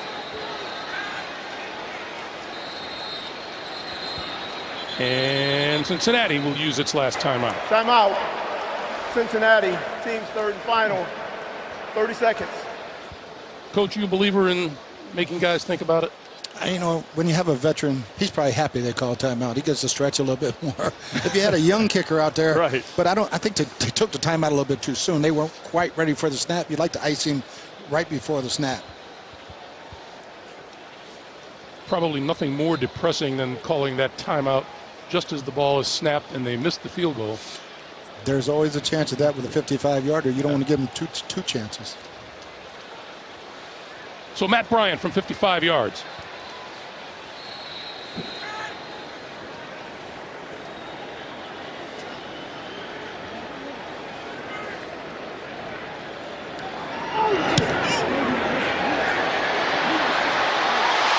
In this high-scoring first half, of course it's good.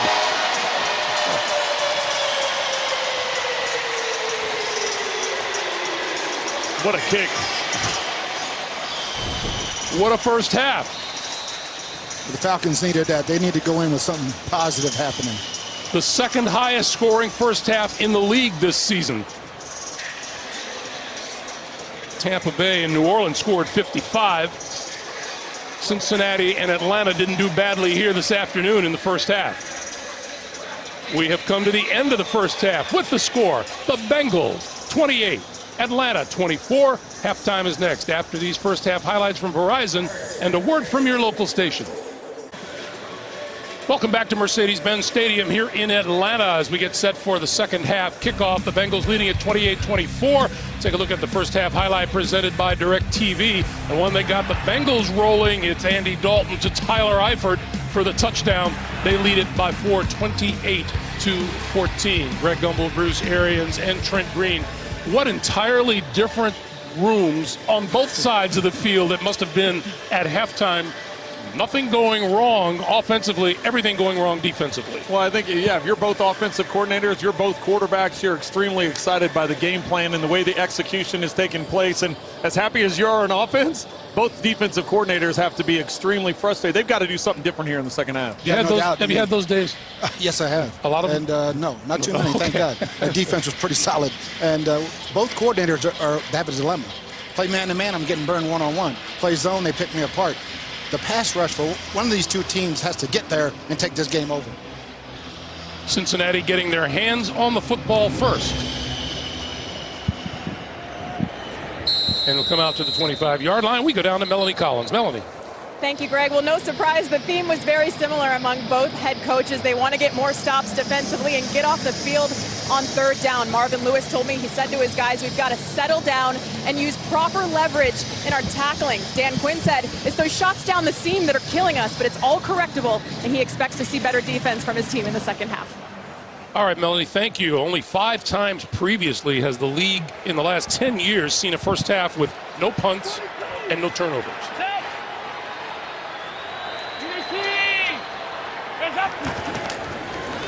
This is Giovanni Bernard looking for running room around the corner on the left side. And across the 25 to the 26 as you look at numbers from the first half. Boy, look at the passing yards. Look at the total yards for just one half of football. Well, and the thing that's highlighted there is the third down. Coach, you touched on that at the beginning of the game with some of the points you were saying. You have the 31st and 32nd ranked defenses on third down. You have to find ways to get them off the field. Yeah, somehow, some way. Blitzes. Cincinnati came in with a couple of blitzes near the 2-minute drill and stopped that drive to a field goal. John Ross, who appeared to suffer an injury in the first half, is out there on the field. Here's a little short screen to tight end Tyler Eifert. And he is out to about the 29-yard line, and we have a player down on the field, and it is Tyler Eifert. Well, and it's not what the Bengals need to see. Eifert, as we've mentioned several times in this game. And that looks, that right foot and right ankle. Oh. Yeah, we don't need to see that replay again. That's, wow. Hit by Devondre Campbell. This is not good for the Cincinnati Bengals. We'll take a break. Broadcast is copyrighted by NFL Productions for the private use of our audience. Any other use of this telecast or any pictures, descriptions, or accounts of the game without the consent of NFL Productions is prohibited. Medical personnel continue to tend to Tyler Eifert down on the field after having suffered an injury that is just too gruesome to show you again. But this is a young man who has been trying to come back from injuries and was doing a pretty good job of it too. Oh, there's no doubt. I mean, he is such a weapon, and the statistics just bear when he plays for the Cincinnati Bengals how much more offense they have. This would be a huge injury for them going forward. Well, he was leading the team in receptions today, 4 catches for 38 yards and that 1 touchdown that we showed coming out of halftime. It's a matchup, right? That's when he's on the field, it's a matchup problem for the defense because we know about the receivers that the Bengals have, but when you have a tight end that can run and can catch the way that Eifert can, this is a big loss for them, and you can see the concern on all the teammates' faces because of the nature of the injury and how bad it looked. We had said earlier injuries had limited him to 10 games over the 2016 and 2017 seasons. And he was back. He was back full speed, playing the way he's always played, which was Pro Bowl, all-pro level. And again, you just hate to see this happen to great players and great guys.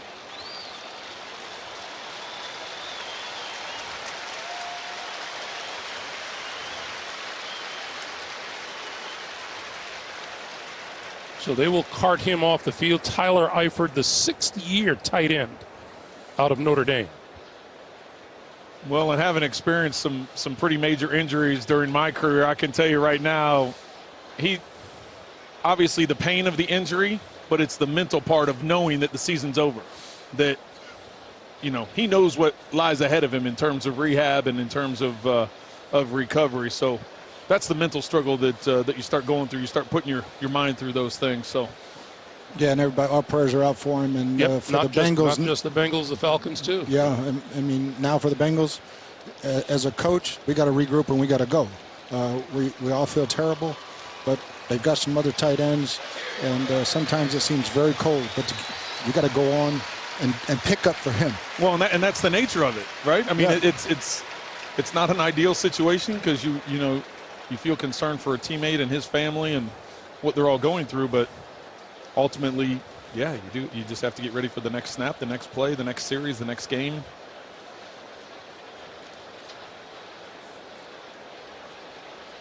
His right ankle was caught underneath the man who tackled him, Devondre Campbell. Certainly a perfectly legal and legitimate hit, and it was just a matter of position and circumstance. You can see the emotion on Eifert's face.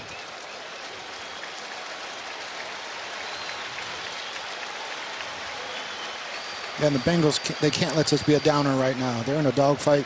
This is a game that you can't have a lull right now. Somebody pick it up for him and do it for him because he's not coming back. That's an interesting point. What is the mood of the team, and how do you get the right mood back after a serious injury to a teammate? Well, it's really hard when you're on the field. Now, if you guys all come over, you can talk to them about, hey, we got to move on. We'll all feel for him, but we got to move on, and let's play for him. Let's make this for him now. Well, they have yet to miss a third down today. 3 for 3 on third down, scoring on every possession. So let's see how they transition quickly. 3rd and 6. Dalton under pressure and going to go down.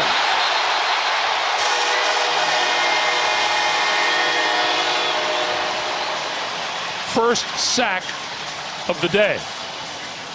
Jack Crawford, Tack McKinley combining. Well, and that's just the 5th time all season that Andy Dalton has been sacked. You see the power move by McKinley. He missed last week's game. That's his 3rd sack on the season. You'd see the presence he brings when he's out there on the field. We have a punter sighting. Kevin Huber. And Justin Hardy is deep. Blocked. And the Falcons are going to take over inside the 10-yard line. Well, what a huge momentum shift. It appeared Keith Tandy may have been the one to get in and block it. Let's see.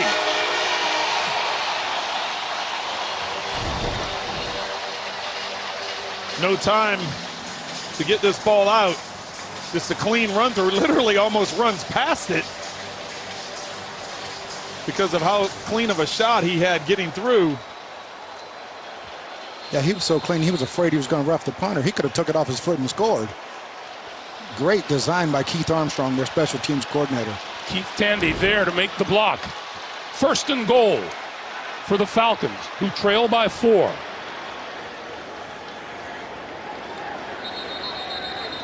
And a flag. False start. Offense, number 65. 5-yard penalty. Coach, let me ask you this. Is it worthwhile if you're Marvin Lewis to go ahead and burn a timeout and bring your team together and try and have a conversation? Because think about what's happened now. You had the injury, and then you had that 3rd down where he gets the sack, first sack of the game, and then you have the block punt. Do you do something to try and regroup, or do you just No, I think you play on. stick with it? You would have had everybody to the sideline while he was being attended to and gotten all that out of the way. But that was an unexcusable penalty right there. On 1st and goal, the pitch is to Tevin Coleman. Coleman to the 10, to the 5, and out of bounds. They'll mark him out at the 4-yard line. We've been talking about tackling all day. That was just a free shot, missed tackle. Tevin Coleman did a great job of making the safety miss. Well, Jesse Bates comes up, and as you said, Coach, he has the leverage. He doesn't trust the inside pursuit, and he ends up getting juked out. Good move by Coleman. Coleman again. And going nowhere. Thrown back by number 97, Geno Atkins. Geno's like, you're not going to juke or make a move on this. No, man. Get through this. That's a big bad man right there.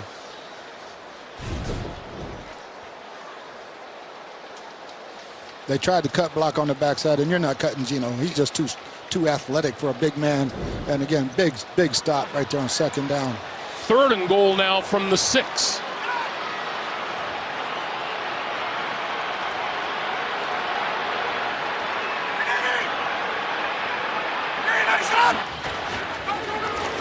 Ryan standing in, now trying to break out, and is sacked at the 10. And this time is Carlos Dunlap. Well, excellent job of coverage by the Bengals. There was nowhere to go. Looks like there's some question as to whether the ball came loose. The Bengals are saying it's their ball. Carlos Dunlap putting up a fight for the football at the bottom of the pile. Still have yet to see a call by the officials, whether he was down.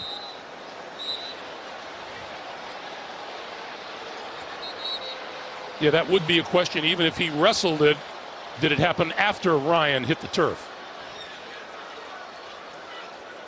Falcons feel strongly enough about it to have their field goal unit on the field. You see the frustration there in Matt Ryan. That's a golden opportunity. Yeah, that was a huge stop by the Cincinnati Bengals. I mean, everything that happened with the injury, the 3rd down sack, then the punt block, to only give up 3, that's a win for the Falcons, for the Bengals. Matt Bryant from 28 yards, and it's good. That's the first time the Falcons didn't score a touchdown in the red zone in the last 12 trips. They trail by 1. The NFL on CBS is sponsored by Honda. Awarded Best SUV Brand by US News. Sonic. This is how you Sonic. And by NFL Sunday Ticket, only on DirecTV.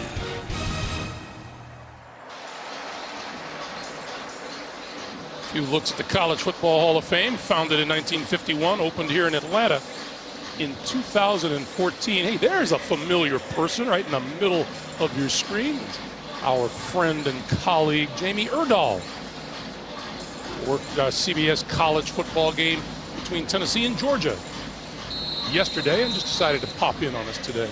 Yeah, we had her, 3 years on our crew. So happy for Jamie getting an opportunity with college football and gets to relax a little bit on Sundays as we're up here calling an incredible game. Really impressed with both defenses coming out from halftime. Both won the first drive. And since we're talking college football, Saturday, the best game from the best conference features number 5 ranked LSU taking on Florida. Promises to be a good one. Their last 4 meetings decided by a touchdown or less. The drive to Atlanta and college football today bring you all you need to know, beginning at 2:30 Eastern Time here on CBS. And by the way, Jamie always laughs. It's just the way she is.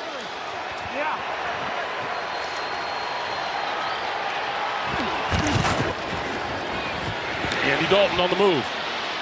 Sideline pass. And they're going to call that a catch. They are at about the 38-yard line to John Ross. Let's see. Looks like gets that left foot down and drags the right foot. He's taken some heat here in recent weeks because of some drop passes, and that's going to be challenged. They tried to get the snap off. I'm not sure I saw that foot drag, Brent. You don't see watch the pellets. It looks like the black pellets kick up as he's dragging the right foot. So let's see. Left one's down. Now look at that right toe. See the. Well, if you're going to be picky about it. We have a timeout called on the field, by the way. Well, and it just depends if he's got the ball secure while the foot is dragging, or if the foot has already come off the ground. I think because it's called a catch. Yeah.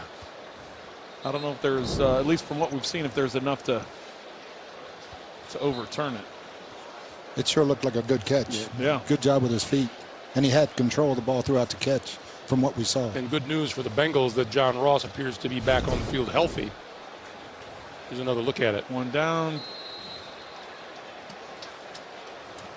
Yeah, I don't know if there's enough to overturn it. No, he maintained possession. And that's why they're up on the line of scrimmage. That, to me, is the biggest improvement this year in Andy Dalton, playing outside the pocket.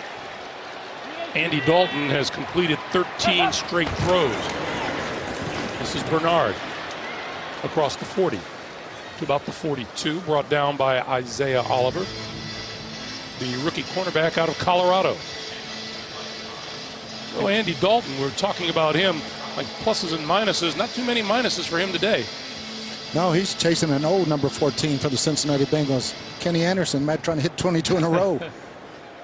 You just touched on the fact his mobility, the fact they brought in quarterback coach Alex Van Pelt, who was up in Green Bay working with Aaron Rodgers. Aaron Rodgers is one of the best at getting outside the pocket and extending plays, and you can tell that work has really helped Andy Dalton. That one batted right back by Vic Beasley.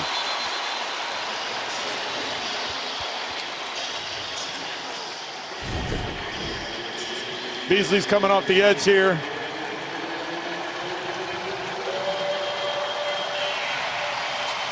He doesn't fall for the bootleg, and instead of flattening out, he's right there in Dalton's face. How about Vic Beasley's hang time? You know, pass rushers don't play the cutback. They rush the passer, and that's exactly what he was doing. He said, "To heck with the run, I'm going after the quarterback." Well, Greg, remember, he left in the first half because of an ankle injury, so didn't seem to affect him with that vertical. 3rd and 6 for the Bengals. Dalton throws, that's complete, and that's good for a first down and more. To the 45, Tyler Boyd. That's a 13-yard pickup. And just buying time with his feet. We just touched on it. He's buying time with his feet. The pocket is coming in, and he just bounces a little bit to his right. Can't get his feet secure in the ground, but he's able to make an accurate throw and pick up the first down. Yeah, and that's where he struggled in the past, is moving, not being set in the pocket. I think Alex Van Pelt has done a great job with his fundamentals.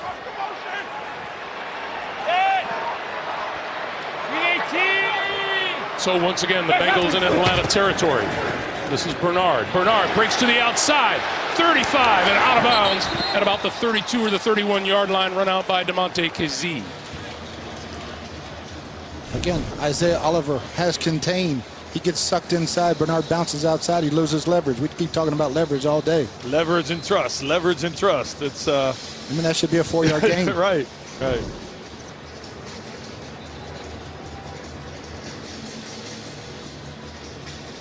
Bernard comes to the sideline for a breather. He's replaced by the rookie Mark Walton. First down.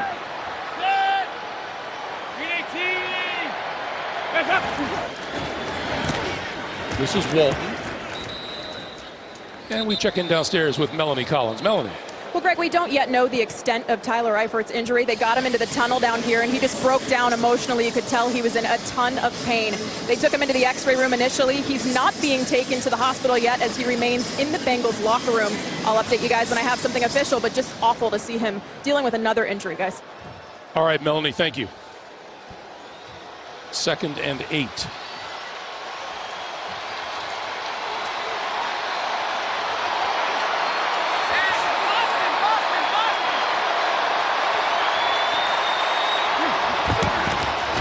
Dalton throwing, incomplete. Too high for A.J. Green. It'll be 3rd and 8.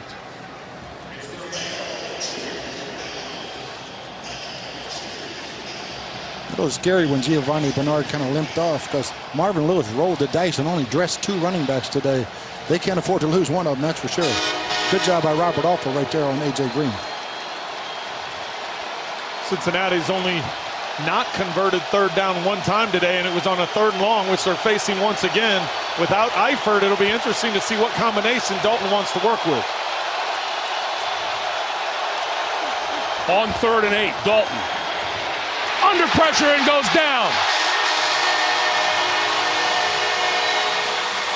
Courtesy of Tack McKinley. We talked at the very beginning of the day what his return might mean to the Falcon defense. Well, and the bad thing, not only do you not get the 3rd down, but now all of a sudden, instead of kicking a field goal, the Bengals are going to send the punting unit out. You're right, Greg. McKinley's made a big difference, especially in both 3rd and longs, being able to push the pocket. Justin Hardy is deep. And Kevin Huber will try to pin the Falcons deep. Fair catch called for and made at about the 8-yard line. 7:40 to play in the third. It's a 1-point game. Back once again in this beautiful stadium here in Atlanta, Mercedes-Benz Stadium. Greg Gumbel, Trent Green, Bruce Arians, Melanie Collins, and our rules analyst Gene Steratore, who hasn't been called on yet, but we're patient. 28-27. The Bengals in the lead. Atlanta led for just 3 minutes and 4 seconds at the start of the day, and since then it has been an offensive shootout on both sides. Ryan gonna go deep down the far sideline. It is caught by Julio Jones. And now ruled that he's out of bounds. Incomplete. The best part about this is how he comes back to the ball. Doesn't leave an angle. Yeah, that second foot comes out. Good call by the officials. There's one. Second one hits that white line. What a throw and catch. I mean, there aren't many guys that can run 30-yard comebacks and quarterbacks hit them on the money. So it's 2nd and 10.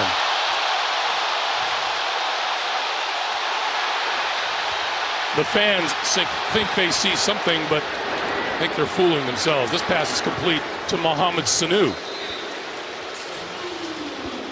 They're watching on the huge overhead screens here, but I don't know what they see. I agree with you, Greg. I don't think that was worth the challenge or the loss of a potential loss of a timeout. It was ruled incomplete on the field. I don't think there was enough to overturn it.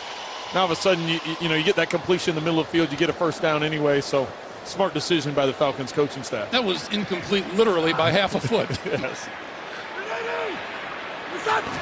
From the 22 on first down, Tevin Coleman hit hard and bounced right back. You've just joined us recently here in Atlanta. As I said, it has been all offense today. Andy Dalton, 17 of 21 and 2 touchdowns. And the Bengals lost Tyler Eifert here in the third quarter with a horrendous injury to what appeared to be his right ankle. He is out for the rest of this game. It would not surprise us to learn that he is gone for the rest of the season. 2nd and 8. Ryan throwing back and hit almost immediately was Marvin Hall. And it'll be 3rd down. Well, that was a sure tackle by Sean Williams. There was no doubt about that. He wrapped it up and said, you're not juking one way or another. He read the screen perfectly. He studied his playbook this week. He studied a lot of film. That was a well-designed play. Great tackle. 3rd downs have been the story here, just as they have been all season long for both these teams. The 2 worst teams in stopping their opponents on 3rd down. And it's a 3rd and 6 here for the Falcons. Ryan for Ito Smith, and there's a stop on 3rd down as he's brought to a halt at the 30-yard line. Well, consider between the 2 teams in the first half, there was only 1 3rd down stop to the entire half. So far in the second half, each team has 2 3rd down stops. So, Coach, you and I were just talking about the last commercial break. You got to give some credit to these defensive coordinators of both teams, the adjustments they made at halftime. No doubt, Terrell Austin and Marquand Manuel did some good talking and good coaching at halftime. Matt Bosher to kick it away to Alex Erickson. Atlanta's first punt of the day. Erickson at about the 30. And out of bounds across the 40-yard line.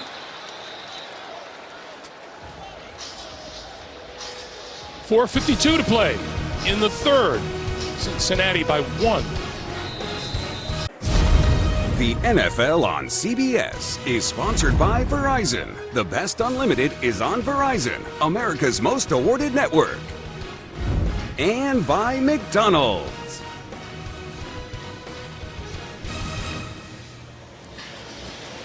You know, Coach and Trent will be at the top of the Ferris wheel. Melanie will be running through Centennial Park. Give me the aquarium.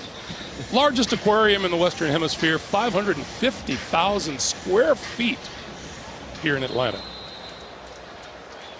Because I'm an aquatic kind of guy.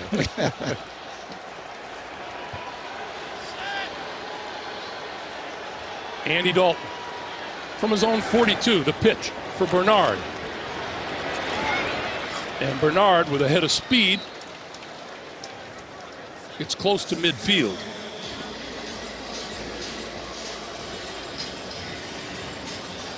You see things have calmed down a bit for the Bengals here in the second half. But they're starting this possession off with great field position because what their defense had done with holding the Falcons and then with the punt return, and then, of course, on first down, you get a 7-yard run. Now you're kind of setting the plate for anything you want to do. Second and 3. Let's see what offensive coordinator Bill Lazor and Andy Dalton want to do.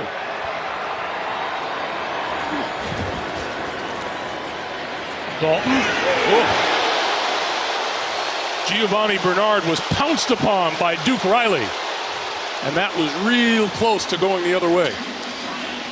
I was thinking the same thing, Greg. If Duke Riley had been looking back at the quarterback, he may have been able to pick this in stride and go the other way, but he's dialed in on covering his guy. He knows the success the Bengals have had throwing to Bernard on that swing route, so he secured the tackle, forcing a 3rd and long. Yeah, they've been beat up all week about tackling running backs and giving up yards after the catch, and he was dialed in on his tackle. 3.5 to play here in the 3rd. Well, it looks like the Falcons going back to man coverage. Dalton got to pick the matchup he wants. Quick screen. Out to the near side, Tyler Boyd. Boyd with running room and a first down to the 45 of the Falcons.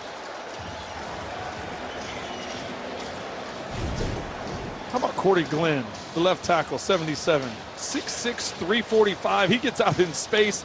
Boyd waits for his block. He really doesn't even have to block. The DB's going low on that. He doesn't want to take that on. The big block again was A.J. Green. He got the block for the first down, and again, you can't talk about how unselfish a player he is. Grady Jarrett, number 97, has gone to the sideline for the Falcons. This is Walton. Little stop and go, gets a couple.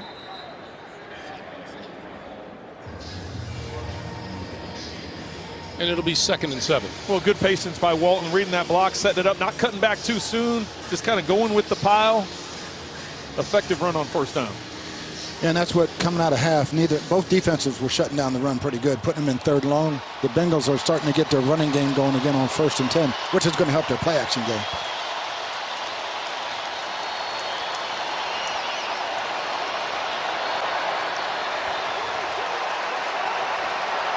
Again, you got A.J. in the slot up top. Dalton looks that way, throws that way on the sideline, incomplete, off the hands of Ross.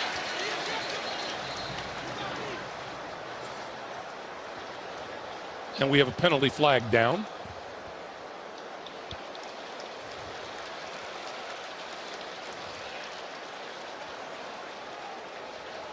What do you do here, Coach? You have an incomplete pass. You decline the holding penalty. You got 3rd and 7, but if you take it, then you're sitting there looking at 2nd and 17. Yeah, I'm sending them back Holding, just because of field goal range. Number 62. Okay. 10-yard penalty. Replay 2nd down. You know, they don't have to make the first down, but if they get 5 yards, you're giving up then 3 you get points. A field goal, right? Alex Redmond guilty of the hold. On the flip side, you're giving them 2 downs. Right. But again, you're defending the 38-yard line to not give up 3 points right here. Well, just a little bit ago, we were looking at pictures of Grady Jarrett over on the sideline dealing with some kind of injury, so he's not in there. He's been a force in the middle for the Falcons. They're going to have to do without him for a little bit. 2nd and 17, and Dalton out here in the flat end, bouncing around and incomplete off the hands of Walton, and a flag.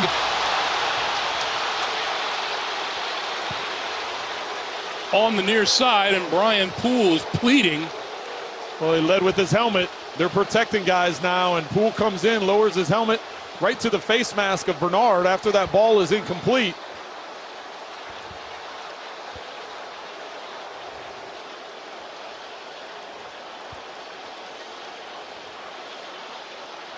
That's a huge penalty right there. Instead of 3rd and 17 on the other side of the 50, this will be a first down. Personal foul. Defense. unnecessary roughness, hitting the head and neck area of the defensive receiver. 15-yard penalty, automatic, first down. And not much doubt about it.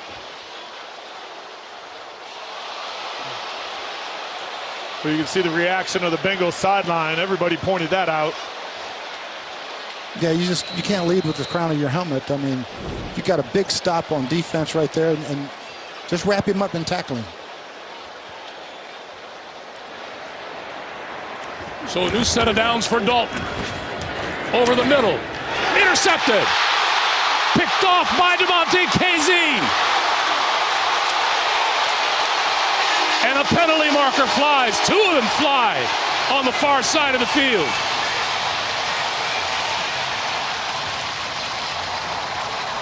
Ball appears to go through the hands of Tyler Croft. Let's see if Campbell gets a hand in there and knocks that away, but the ball gets tipped in the air.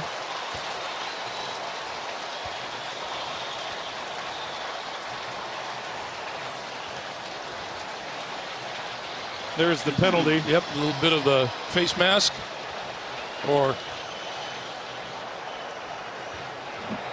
delayed hit. Either way, horse collar. Yeah. But Campbell got away with one right there. He grabbed the tight end. He stumbles out of the route. They could have called holding or pass interference on that. Andy Dalton put the ball right on the money. Bounces off his hands. He had 2 interceptions last week because his receivers let him down. Well, I don't think Croft let him down. I think he got grabbed on that. You saw him get grabbed right around the head and never got his hands up. Right. You can see Andy Dalton there saying unbelievable. After the interception, personal foul, face mask on the return team, personal foul, unnecessary roughness, horse collar tackle. Those fouls offset. Both were dead balls. Over plays, first down, Atlanta ball at the 46-yard line. it is still Atlanta's ball off the turnover. There's the face mask on the part of number 27, KZ.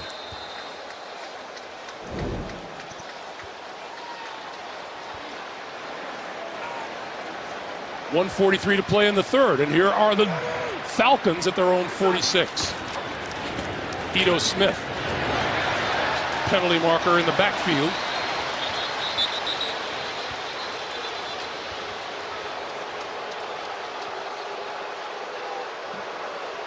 During the run, holding. Offense number 51. 10-yard penalty from the previous spot. Replay, first down. That is the veteran Pro Bowl center, Alex Mack. Well, this is 2 times after big momentum changes that the Falcons have had penalties on 1st and 10. They got the big play down in the end zone on the block punt, jump off sides. Get an interception, now hold. Killing themselves on 1st down. Well, this has been, up in the first half, certainly a relatively penalty-free game that's turned into something of a flag fest here in the second half. Now 1st and 20. Ryan hit as he tries to throw the ball. Let's see if it's a fumble or an incomplete pass. Penalty marker is down there. That's Tupou pushed in the middle of the pile. He just drives Alex Mack right back into the face of Matt Ryan. And I think literally right back into the face. It looks like Tupou may have gotten a hand to the face as far as hitting Matt Ryan with the face mask. The result of the play is a fumble recovered by the offense. Personal foul, roughing the passer, defense number 58. 15-yard penalty, automatic, first down. The penalty is on Carl Lawson. Lawson will be coming from the top of your screen. Tupou comes right through the middle, puts the hand, actually hits him in the face. Then watch Lawson at the bottom. I'm not sure what the penalty on Lawson was. He wrapped Matty Ryan's neck up here, hit him straight to the head. That's a penalty all the way. So again, discipline on both teams right now is getting a little raggedy. So 1st down as we approach a minute to play here in the third. Smith, Ito Smith, inside the 45 to the 44, where Preston Brown makes the tackle. Both these teams trying to discover a running game here in the second half. That's probably the first positive run for the Falcons in the second half, which they did so well in the first half.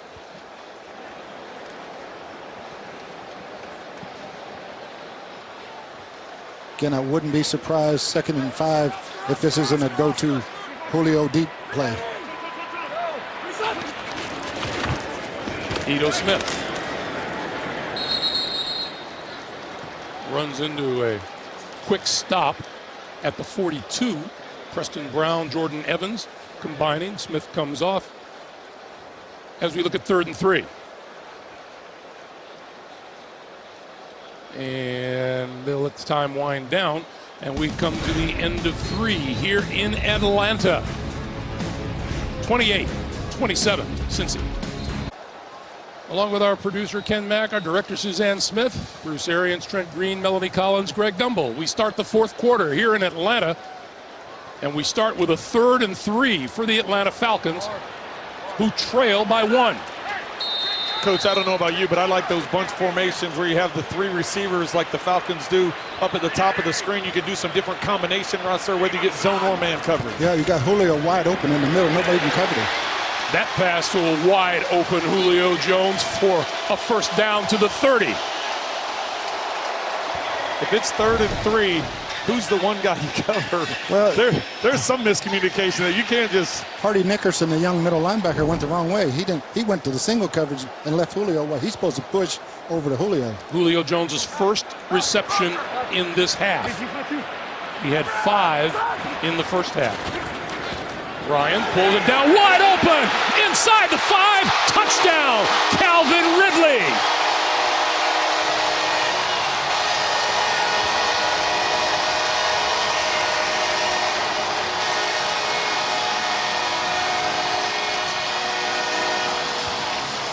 Just a quick little nod to the outside, which gives the appearance that it's going to be an out route. Gives a quick little nod and then takes it up. Safety in the middle of the field, so no help over the top. Watch this quick little step, and it's over. They will go for a 2-point conversion. It is Atlanta's first lead since halfway through the first quarter.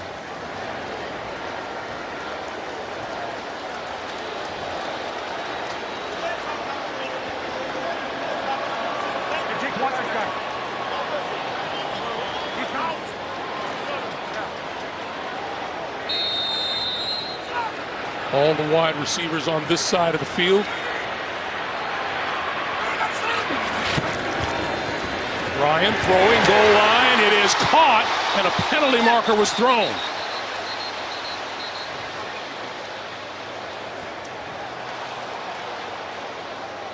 We've talked about it many times. It's a fine line between a rub route and a pick route. That time the flag was thrown, so. And I believe you said it depends on what side you're on. Right.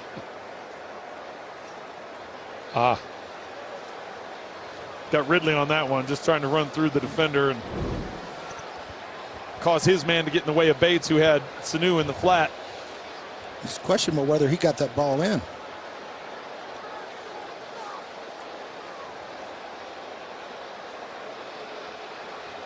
Sean Smith and his crew discussing it, and here we go. Here we don't go. Well, that's a big call, because if it's not in, you decline the penalty, and it's a failed attempt.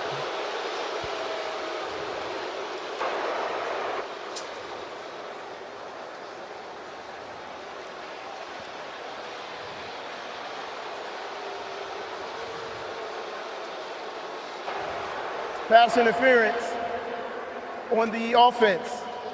That penalty's declined. The try was no good. Timeout. So that's exactly what happened. But young Mr. Ridley makes his presence felt again. Atlanta leads at 33-28. Ridley on the receiving end of a 30-yard touchdown pass from Matt Ryan to cap the 54-yard drive, and the Falcons lead it 33-28. Ryan, 8 touchdowns, no picks in his last 2 games, including 3 touchdown passes today. Well, and 5 of those 8 going to Ridley the last 2 weeks. This is Alex Erickson. Erickson, 25. 40, cuts it back across the 45 to the 48. A terrific return by Alex Erickson. Now let's go back to that conversion attempt.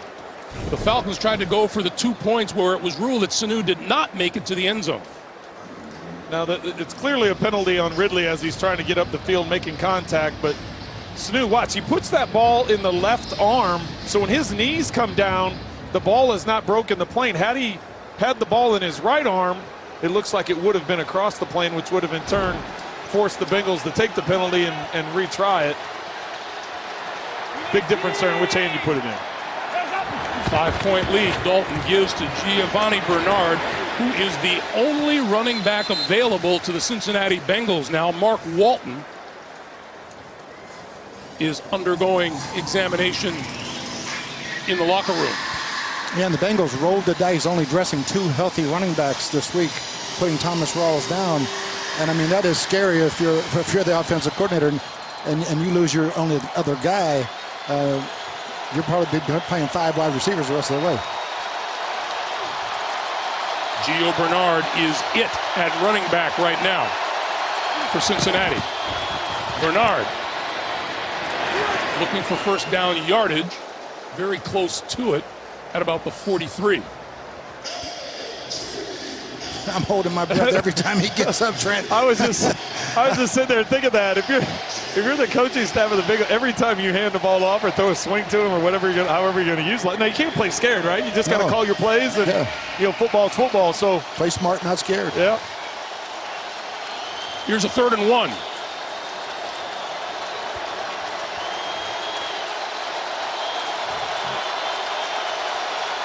Dalton brings Bernard back into the backfield.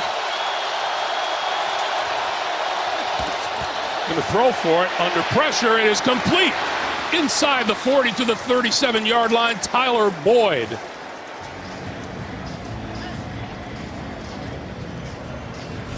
Boyd is going to be a part of the bunch formation to the right side of the screen, and he's just going to take off across the field. Only need a yard, so because they're in man coverage, the Falcons decide to bring pressure in that bunch formation.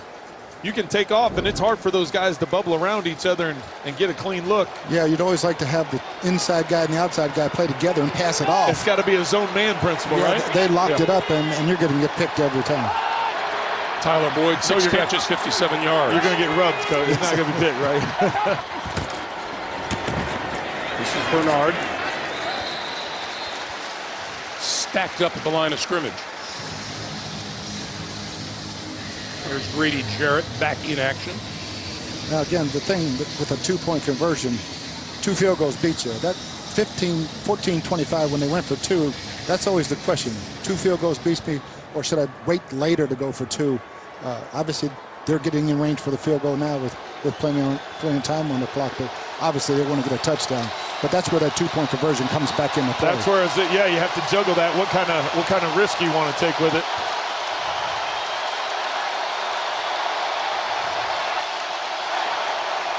On 2nd and 10. This side of the field, penalty marker flies as A.J. Green pulls it in. What was that same coverage that they ran earlier? A 2-man principle with that 2 high safeties, everybody else pressed and run in a trail technique. Holding. Defense, number 23. Penalties decline, result of the play is first down. That's Robert Alford. Well, and last time they were in this coverage, Alford got called on the same thing. He was in trail on A.J. Green and got his hands on him early. But that's the thing when you're playing against A.J., he's got that length, so he's going to push off. It's just who's getting called. All right, I know I'm going to grab him, but I got to let him go and then get ready for the push off.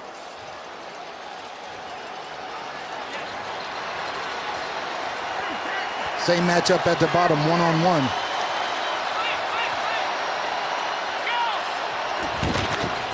The pitch for Erickson. Left side with blocking. Inside the 15 to about the 12. Well, there's a play if you're only down to 1 running back. What you do, you put Erickson in the backfield and you pitch him the ball. Let him take the sweep just as you would a running back. And there is Mark Walton out of concussion protocol and back onto the field. Yeah, obviously the Bengals coaching staff did a great job knowing they only dressed two to have a couple plays for a wide receiver to play running back. 2nd and 2.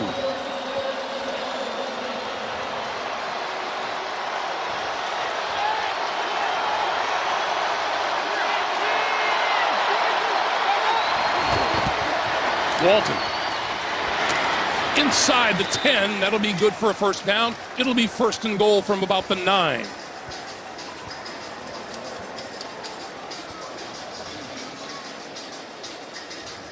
Now into the red zone where the Bengals have been so effective. They have 3 touchdowns and 3 red zone visits. They've scored points in 32 consecutive trips inside the 20.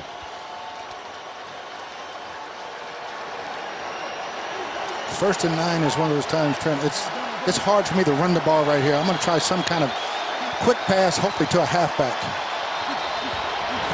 He's going to go to the end zone. It is A.J. Green. Caught for the touchdown, and we have a penalty marker back in the backfield.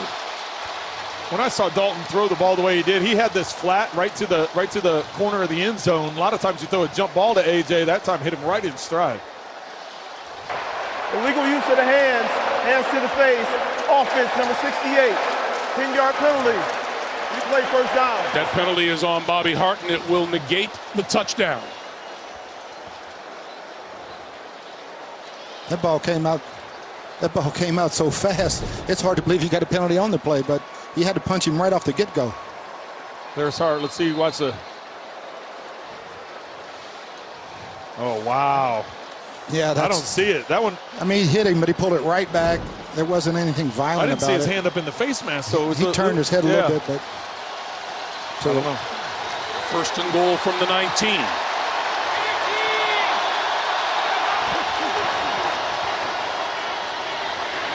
That ball tipped as it went on its way, and we get a flag in the secondary.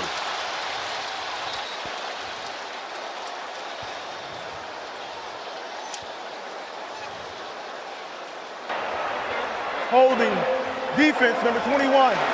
5-yard penalty from the previous spot results in automatic first down. That's on Trufant, and boy, now we've gotten into an area where teams are like giving it back and forth. Well, and Tyler Boyd's going to be lined up in the left slot, and he's just running a drag route across with Trufant on him man-to-man. You can see the hold.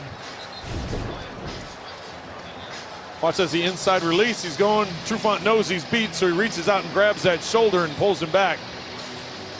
For that deep official, that's an easy view to call. Yeah, the back judge's not going to miss that. They see a jersey tug. That's automatic. You can't lose your discipline. Coach Quinn talked about technique. Play with your technique and leverage, and don't give silly penalties. They had him right where they wanted him. Now they give him a first down. 4 first downs via the penalty for Cincinnati. On first down, the pass again. Corner of the end zone and batted down by Alford this time. Intended for Green. Same exact play they scored on just a minute ago before the hands to the face call. They dialed it up again, and that time Alford ready for it. Yeah, he's all pro for a reason. You're not going to get him twice. He got his head around. I thought he was going to intercept it, to tell you the truth. Atlanta's defense has not been sterling in the 4th quarter. They've allowed 36 points, the 2nd most in the league behind the Oakland Raiders coming into week 4.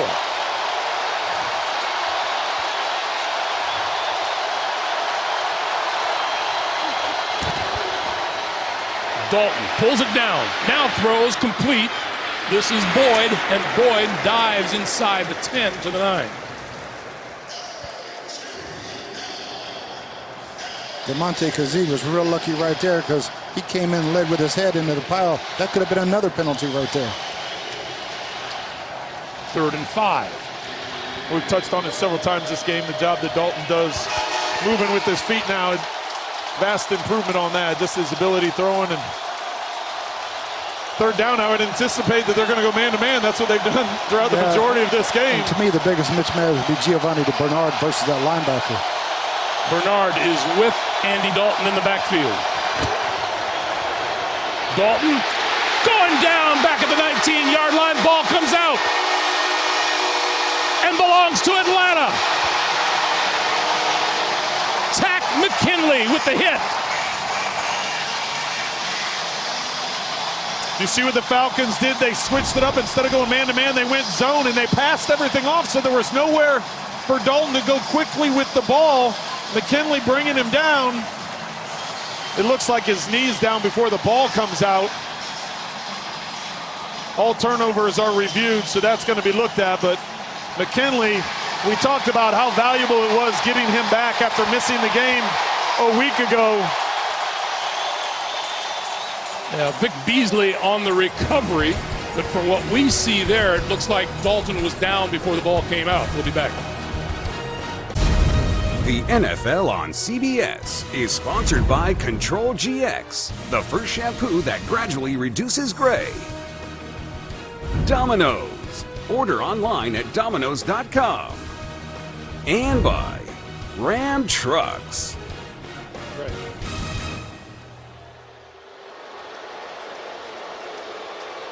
We are back in Atlanta. They have taken a look, and Sean Smith is about ready to deliver the verdict.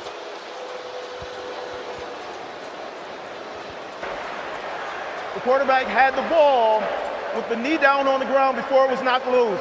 Therefore, the Cincinnati's ball on the 18-yard line, 4th down. Clock operator, please reset the game clock to 8 minutes and 26 seconds. And our rules analyst, former NFL referee Gene Steratore, pretty much the way you saw it, Gene, right? Yes, it was. Good overturn, possession, shin down even before knee. It's a good overturn and a good ruling, yes. All right, Gene, thank you. That will be 4th down now for the Bengals and a field goal attempt from 36 yards out.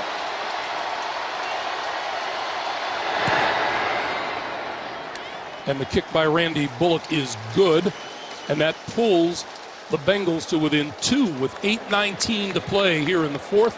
Atlanta's lead is 33-31. We have had more swings and momentum here in the second half than you can count. Well, and it's going to be interesting as this game unfolds. This final 8 minutes and 19 seconds, Coach touched on the point about going for the 2 points that Atlanta after their last score, and now all of a sudden it's a 2-point game. So if you go for one, now it would be a 3-point game. So some of these things come into play, and man, what an exciting game we've had. Yeah, it's good to see our defenses on both teams kind of show back up and make plays, even though it was overturned. They got a sack fumble, but both defenses showed up, and we got a heck of a ball game. That decision, I thought, was a little bit too early in the game to go for 2 and get ahead by 6.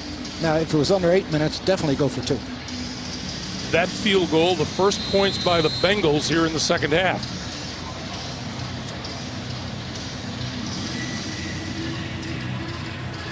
Marvin Hall is deep and will not get a chance to return this one as it rolls through the end zone for a touchback. A reminder, stay tuned for the NFL Today update delivered by Pizza Hut, time permitting. JB, Phil, Nate, Boomer, Coach Cowher will have all the latest NFL scores and highlights. Back onto the field comes Matty Ice. 23 of 30, 280 yards and 3 touchdowns today. See, I think even though you have the lead coach, I don't think you change anything that you're doing offensively. Don't all of a sudden go into conservative mode. Still be aggressive. Still, hey, if you can get a big play, take a big play. Just don't be careless with the football. Ryan over the middle. Sanu breaking free up the sideline and forced out of bounds. Nobody wanted to have a bigger game in this game than the former Bengal, Mohamed Sanu. Watch the hard play fake by Matt Ryan. Sanu's coming in from his left. Able to break through 2 tackles. You said it. I was talking to Matt Ryan on Friday. I said, hey, Julio Jones and A.J. Green, this is a good matchup because, man, I got Mohamed Sanu in my ear talking about he needs to get some plays against his old team. Tevin Coleman. And a great takedown in the backfield by Nick Vigil, number 59. And that's big. A negative run just on the edge of field goal range. I'm not a fan of that toss sweep here. I want to go down. If I'm running football, I'm going downhill. 1 or 2 yards is huge. A -3 put me in a bad situation now. That's William Jackson on the sideline. and what run have they had the most success with? It's been that zone, just kind of run, let them read it, let them read the blocks, and then you cut back. It's, yeah, that one just stretched out and played right into the hands. Vigil with a good tackle. Sanu now over 100 yards receiving, 111 to be exact. Ryan, sideline, and almost picked by number 29, Tony McRae. Yeah, Matty's real lucky right there. That looked like a pick six. He kind of threw a late hitch out there, and McRae broke on it perfectly. I think he panicked a little bit. Yeah, just let me knock this down instead of a veteran guy pick it off and go. You got to, with that type of coverage, and I know Matt Ryan knows this. He's done it for a long time. You got to leave it to that outside shoulder. If you have that underneath coverage trying to buzz out there, good reaction by Julio Jones though. This is one of those. I don't need the first down. I need about 8 to get a field goal. 3rd and 13. Ryan, little short pop over the middle. That is complete. Austin Hooper has the first down.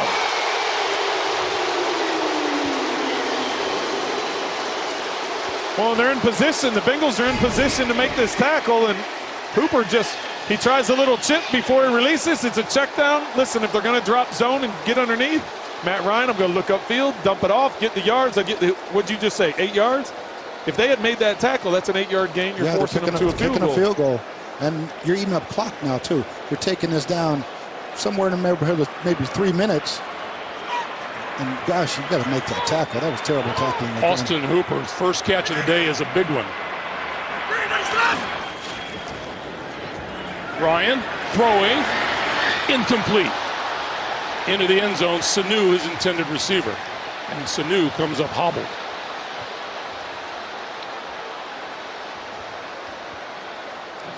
Sure looked like one of the Bengals receivers lined up offside in the slot. Again, I'm with you, Trent. I don't want to play conservative here. Right. Let's go get a touchdown. Let's put this thing in a 2-score game, not 6-point game. And that's the important thing to remember. A touchdown does make it a 2-point game. You hold them to a field goal here, the Bengals can still go down and get a touchdown to win this thing. 2nd and 10.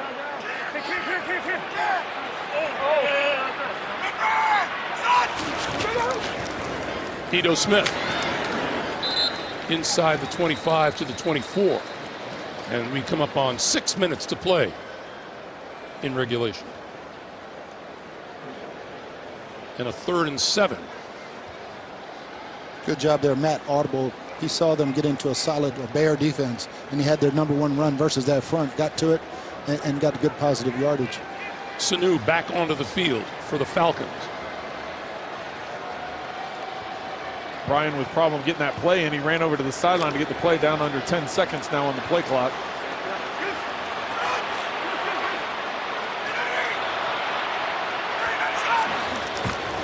Bryant over the middle, that's complete. Julio Jones inside the 10.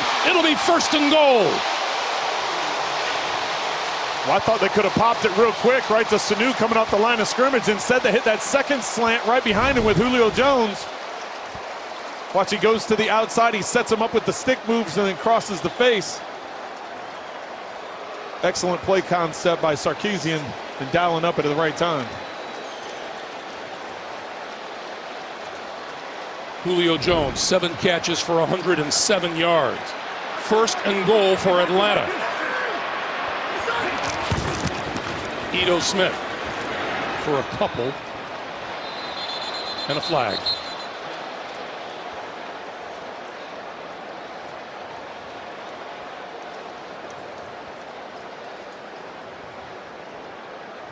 Anytime an offensive lineman jumps up waving his arms. Holding, offense number 65. 10-yard penalty from the previous spot. Replay, 1st down. 2nd one today on Brandon Fusco. Are you calling that? Are you calling that an indicator? You're giving yourself up when you don't even know who they're calling it on, and you jump up. Here's Fusco right there. I don't know how you call holding right there. The guy ducked under him, and he just fell down. Yeah. So 1st and goal now from the 19.5. Ryan, quick pass to the near side. This is Ridley. And Ridley to about the 11. Clock continues to move as we come up on 4:25 to play.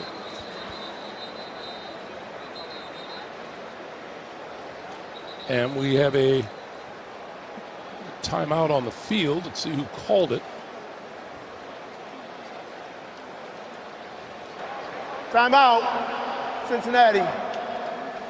So the Bengals use their first timeout here in the second half. Each team now with 2 timeouts remaining, and Atlanta looking at a 2nd and goal. This has turned into a completely different kind of a football game than what we had in the first half. No doubt. You know, both these defenses have showed up in the second half making plays, but again, the offensive players, Julio Jones, A.J. Green, those guys are showing up big. Quarterbacks are still playing great. This is interesting here because 4:35, if you use both your timeouts, if they kick a field goal, you should get it back 2 minutes and 20 seconds with no timeouts, down by 5.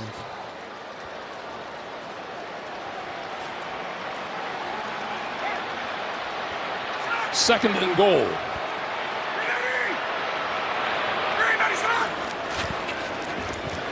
Ryan hit and goes down at the 20-yard line. Carl Lawson. And it will be 3rd and goal. Excellent job by Lawson. They're only rushing 4. He just gets an inside move on Jake Matthews, and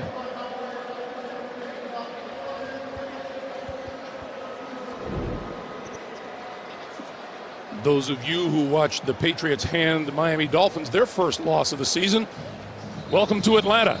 Along with Trent Green, Bruce Arians, Melanie Collins, Greg Gumbel. It has been a different kind of football game. All offense in the first half. The offenses have cooled down a bit. It was 28-24 at the break. Atlanta leading now 33-31, 4.5 to play in regulation. And they're looking at a 3rd and goal from the 19-yard line. if you're Matt Ryan, you just have to be smart with the football here. You're already in field goal range, trying to force it into the end zone. Ryan throwing back to the end zone, too far for Austin Hooper. Well, that's big because the Bengals get to save the timeout now, and they're going to get it back with 4 minutes to go. Yeah, the incompletion, as you said, stops the clock, gives a little nod route. Actually has him. It looks like he could have flattened that ball out a little bit more. A little conservative with the throw, putting it in a high spot in the back of the end. I can understand why he would throw it that way, just based on the situation. Here's Matt Bryant. He's been good from 55 yards and from 28. This one from 37. Blocked. Blocked by the Bengals. They have the ball. We have a flag down. Looked like Tony McRae made the block, but let's check what the penalty is. Here's Sean Smith. Offside, defense number 29, 5-yard penalty, replay, 4th down. Well, that figures. Tony McRae was the guilty party offside. He got around the edge quickly. He's up top. He gets a little bit too much of a jump start. This is my problem. That ball should have been blown dead because he could injure the kicker. He's obviously offsides, and this has happened 2 or 3 times throughout the league in the last couple of years. Jump offsides and the kicker gets hurt, and you don't have anybody to kick field goals. That sounds like that's come up on the rules committee before. Kind of brought up by me. Kind of brought up by you, right. So now from 32 yards.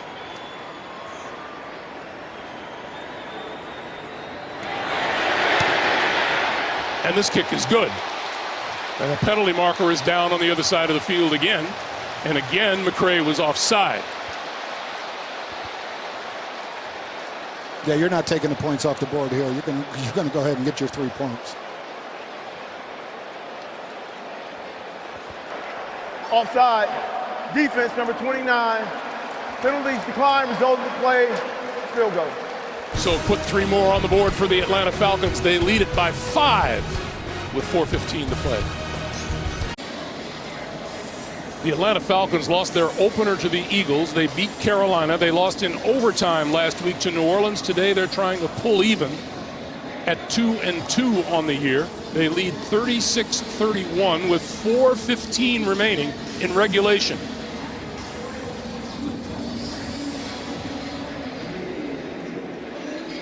It has been entertaining, to say the very least.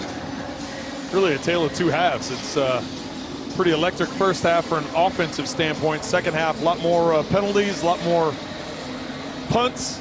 These Bengals scored 28 in the first half, just 3 so far in the second. Alex Erickson will not bring this one out. Let's bring you up to date on what happened today, Trent.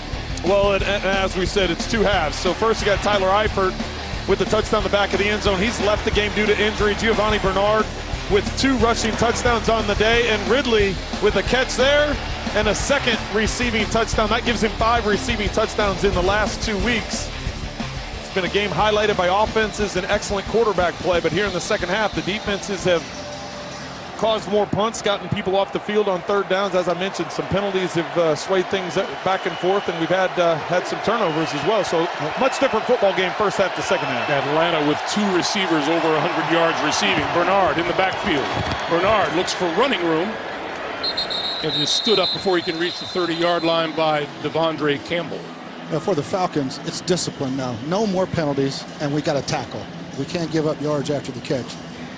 As we go under 4 minutes to play, the Bengals with the ball and just 1 timeout remaining. Atlanta has 2. And the Falcons have struggled defensively in the fourth quarter this year, giving up a ton of points. This is a huge drive for them.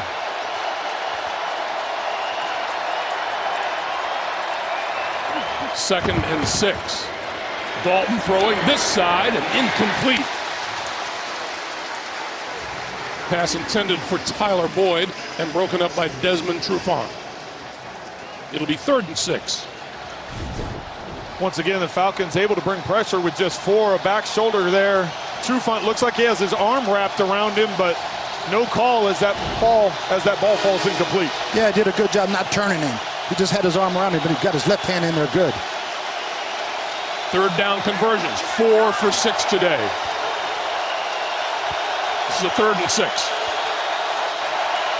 A.J. Green's at the top of the screen. Looks like he has double coverage with help over the top. Dalton over the middle. That's complete to Tyler Boyd, and that's good for a 1st down out to about the 38. Well, and that's what you have to do if you're Andy Dalton. If you realize they're committing 2 defenders to 1 guy, as they usually do with A.J. Green, you have to find that underneath. Boyd that time able to get away from Trufant and get the 1st down. Okay, with only 1 timeout left to them, including the 2-minute warning, not really a whole lot of urgency on the part of the Bengals. They have time. Doesn't need to be at this point in time. I think you want to use up clock, because if you do go down and score, you don't want to leave Atlanta too much time. But the main thing is with this much time, every play is at your disposal. This is Bernard. And Bernard hit from behind by big number 95, Jack Crawford. Great hustle and redirect by Crawford. Was rushing the passer, saw the draw. Great hustle by him getting back into play. Well, you can see they're going a little more up-tempo here.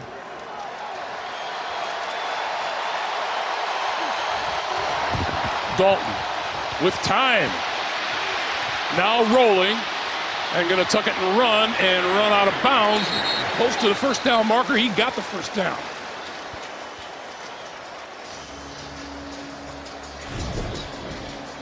Cross midfield into the 48-yard line of the Falcons. Excellent push by the Falcons as you see that pocket collapse around the Bengals, and give the Bengals offensive line credit for creating that pocket. But Dalton, realizing things were shutting down, didn't have anything up the field, was able to use that mobility, get outside, and as you said, Greg, scoot down that left sideline to pick up the 1st down. Yeah, poor job by the outside rusher on Andy's left. He buried himself in the tackle and let him outside. Dalton over the middle, got his man Boyd again, and that's good for a 1st down to the 37. I think the Bengals are going to let it run down to the 2-minute warning, but once again, they've utilized that. A.J. Green going to the middle of the field, 2 defenders, run Boyd underneath, 1-on-1. Take that every time. That's the play that will take us to the 2-minute warning. 2 minutes to play here in Atlanta. Falcons in the lead by 5. The NFL on CBS is sponsored by State Farm, here to help life go right. And by Bud Light, Enjoyed by giant blue fictional knights everywhere. Back at Mercedes-Benz Stadium, there's the picture, 36-31 Atlanta. 2 minutes to play, and the Bengals with one timeout.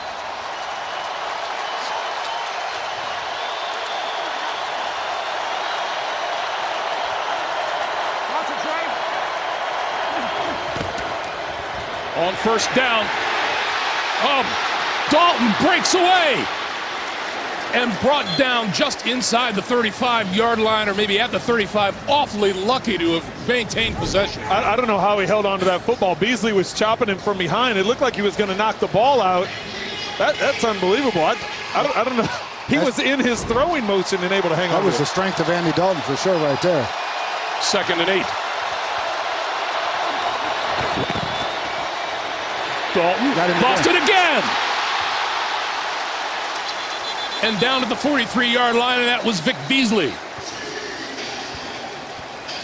That time Beasley able to knock it loose. Dalton fortunate enough to jump on top of it. You know, this Atlanta defense has been hammered all week about not being able to get the Saints and Drew Brees off the field at clutch time to preserve that victory a week ago. Watch Beasley as he chops right down on the elbow. The play before, Dalton was able to hang on to it. That time it just squirted free. Meanwhile, the Bengals have used their 3rd and final timeout with 1:22 to play. That's 2 really good rushes by Vic Beasley on their best offensive lineman, Cordy Glenn.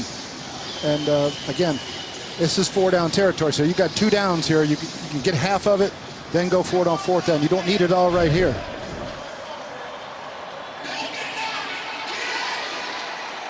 That arm going forward, does that constitute a forward pass on the part of Andy Dalton? I think we'd have to bring in Gene on that one. I would think it would have to be with his arm moving forward like that. Yeah, in 2 minutes it's reviewed. And that's what they're looking at. Yeah, Sean Smith is looking at it on the sideline. Ball's under control, coming forward. By the way the rule is situated, you'd have to think it's incomplete, which would give the Bengals their timeout back. Yeah, and Gene Steratore, are you with us? I am with you. What'd you see? With you, and what you guys are talking about, there are 2 elements to this now. If he's trying to bring it back to his body, fumble. In my opinion, that's an arm moving forward pass.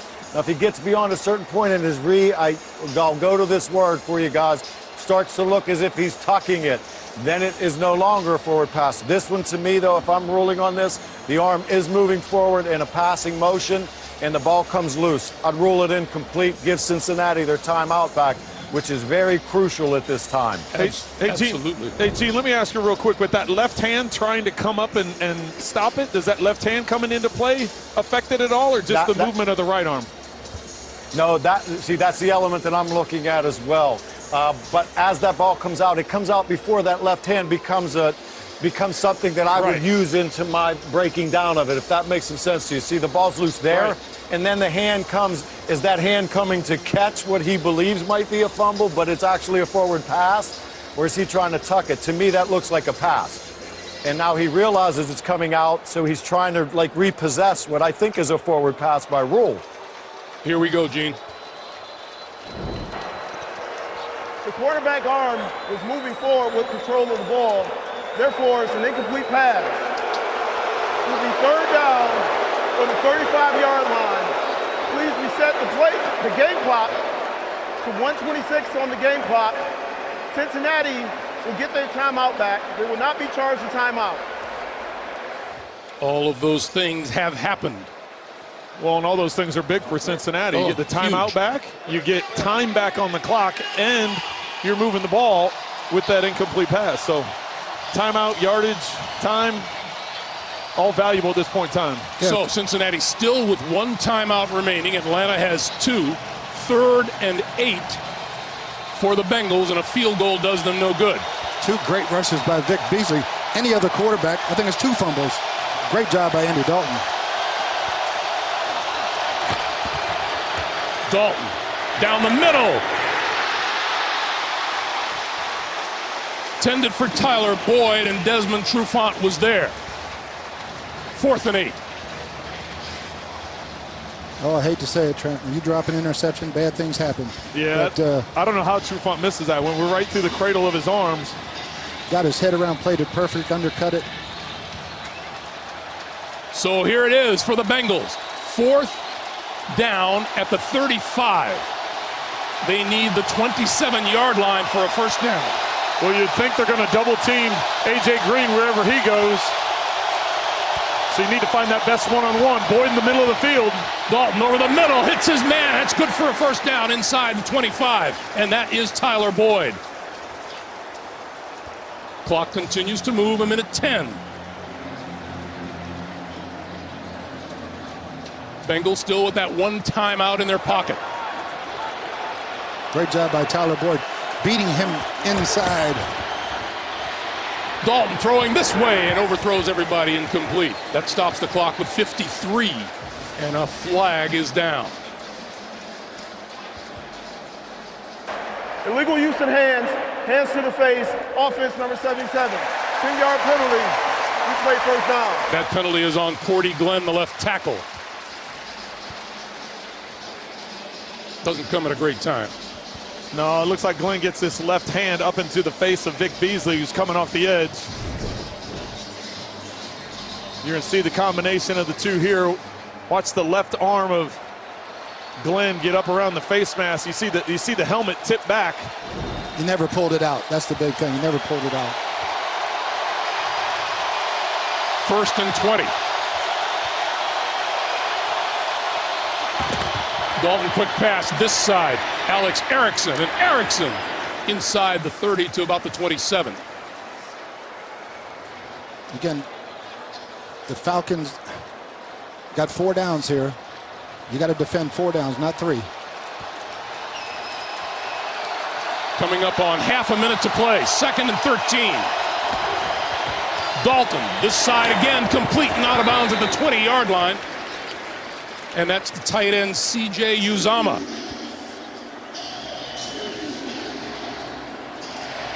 Well, 26 seconds here. You got 3rd and, what, 6? You still can use the middle of the field because you're close enough now where you can run up and spike the ball. You want to try and save that timeout if you can, but there's still enough time. If you can get it in the middle of the field, go up, spike it, save that timeout.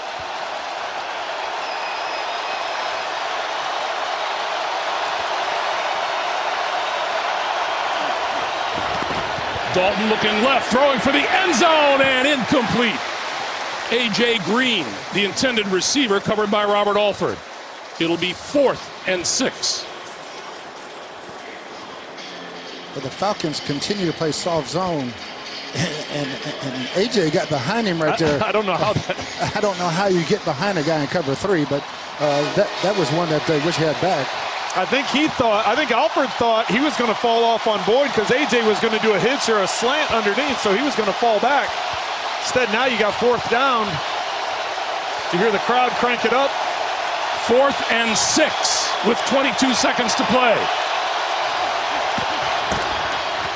Dalton, this side, complete, and down at the 12-yard line is Tyler Boyd, and timeout is called.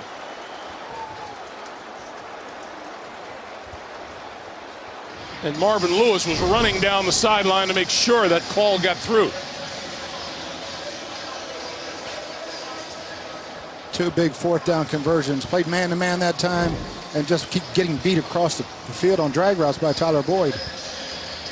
Yeah, I've been very impressed with Tyler Boyd today. 11 catches, over 100 yards. He's been that go-to guy in the crucial situations. A.J. Green's been getting double-teamed a lot of the times. Even though A.J.'s got the 3 catches for 65 yards, it's Boyd that's been coming up with those clutch catches and who Andy Dalton feels comfortable with looking in those situations. So, got big decisions right here. 16 seconds. You can get 2 plays off if you call them both in the huddle and keep the ball on the field and complete it and again come up, and then you got to shoot it to the end zone, or you try to shoot 3 or 4 or 5, 4 in the, excuse me, not 5, 4 into the end zone. So even if you do get it in bounds, if you have double play got 2 calls, plays you can called, line up and get it you going. got time to get the second one off, and that one's got to go into the end zone. First down at the 13. Dalton, end zone. batted away. Isaiah Oliver knocked it away from Alex Erickson. 12 seconds to play. So now you don't, Coach. With 12 seconds, you've either got to get it into the end zone or make sure it gets out of bounds. With 12, I think you still can. Now, it's got to be an up and down play, 5 or 6 yards, get it closer, then shoot it in the end zone. We always try to get it all the way down to 10, but that was inside the 10-yard line.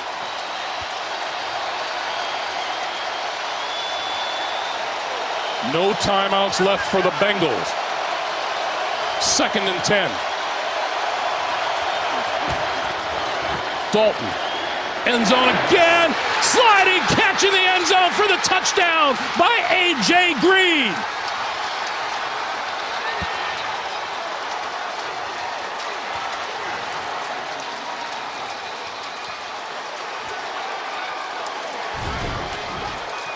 A.J. Green just with an inside release corner route.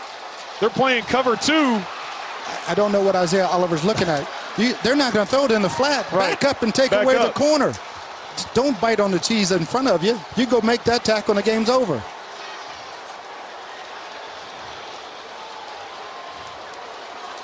Pretty nice throw by Andy Dalton. Pretty nice grab by A.J. Green. For that coverage, excellent design, excellent execution. As you said, why would you not play soft? Let him catch it underneath. And yeah, I mean, you're defending. I know it's not quads, it was yeah. cover 2, but still in quad, you got to play a soft 2 and force him to throw it underneath. Let him get out of Give bounds. him a chance. Let him get out of bounds. Don't let him throw it in the end zone. Obviously, the Bengals have to go for 2, even with 7 seconds left. Anything can happen. So you got to finish it out and get these 2 points. Now, the big thing here, I'm running the ball. Because if you throw it, you're going to give the Falcons a chance to return a touchdown on an interception. That's what I was just going to say. Greg, you and I were here when that happened against Kansas City. Yep. The pick, it was the 2-point conversion. They tried throwing it. Eric Berry took it the other way, 2 points, and took a win away from the Falcons. So I agree with you, Coach. Run it. He's throwing it. Or throw it where nobody is. Yeah. So with 7 seconds on the clock, let's talk about you being the receiving team now. Even if you have a shot at returning this, do you just let it roll through the end zone for the touchback? Yeah, I mean, if you're kicking the ball, I'm kicking it on the ground to make them return it. So whoever gets it goes straight to the ground. You'll lose a second. You have 2 timeouts. You got to try to play for a Hail Mary. You've got to hit one ball anywhere on the field because you have 2 timeouts. So I can get a 20-yard dig or something where I can throw it into the end zone. And if you're the receiving team, you're talking about giving yourself up immediately. Well, we have 2 timeouts, so I'm getting all. Well, yes, for sure. We're going out of bounds or going in the middle. Call timeout. Now, depending where that grounded kick, a field goal kicker can kick it from 60, so all they got to get to the 50-yard line, or 42-yard line. And you have to remember, Bryant made that 55-yarder. With plenty of spare. Yep. The 7 seconds is tough. Let's see what the Bengals have in mind. Bouncer up the middle. Immediately goes down at the 22-yard line, grabbed by Justin Hardy. So 1 second off the clock. Atlanta with 2 timeouts remaining.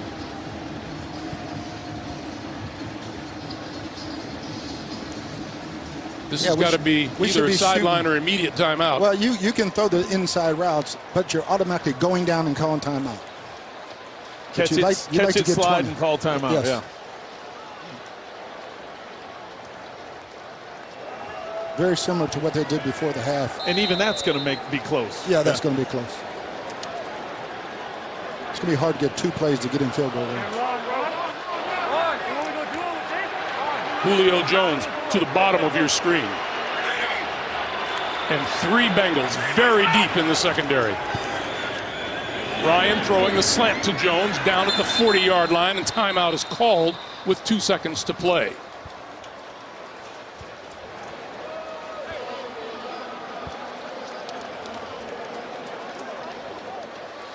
You probably have some form of lateral play. That's what I was going to say. Hook and lateral and do the rugby play where just keep pitching it and try to score. I don't think they're going to be able to. get this ball out long enough for Matty to throw it 60 yards in the air. Well, that was going to be my question, Coach, is do you throw it underneath and you try – we had a play called fire truck where you work it underneath and you're just doing flip and you're trying to just make something happen. Hey, did you do the fire truck with 3 guys back at the goal line? Well, that's when you would you would do it because you'd try getting all the underneath stuff and get getting it back there. Get 2 rugby pitches and get everybody down in front blocking. It's hard to, by the time they get down to the... Ryan throwing it deep, and Julio Jones fighting for the ball there. It's not going to work either way. The Bengals are going to come away with a come-from-behind win.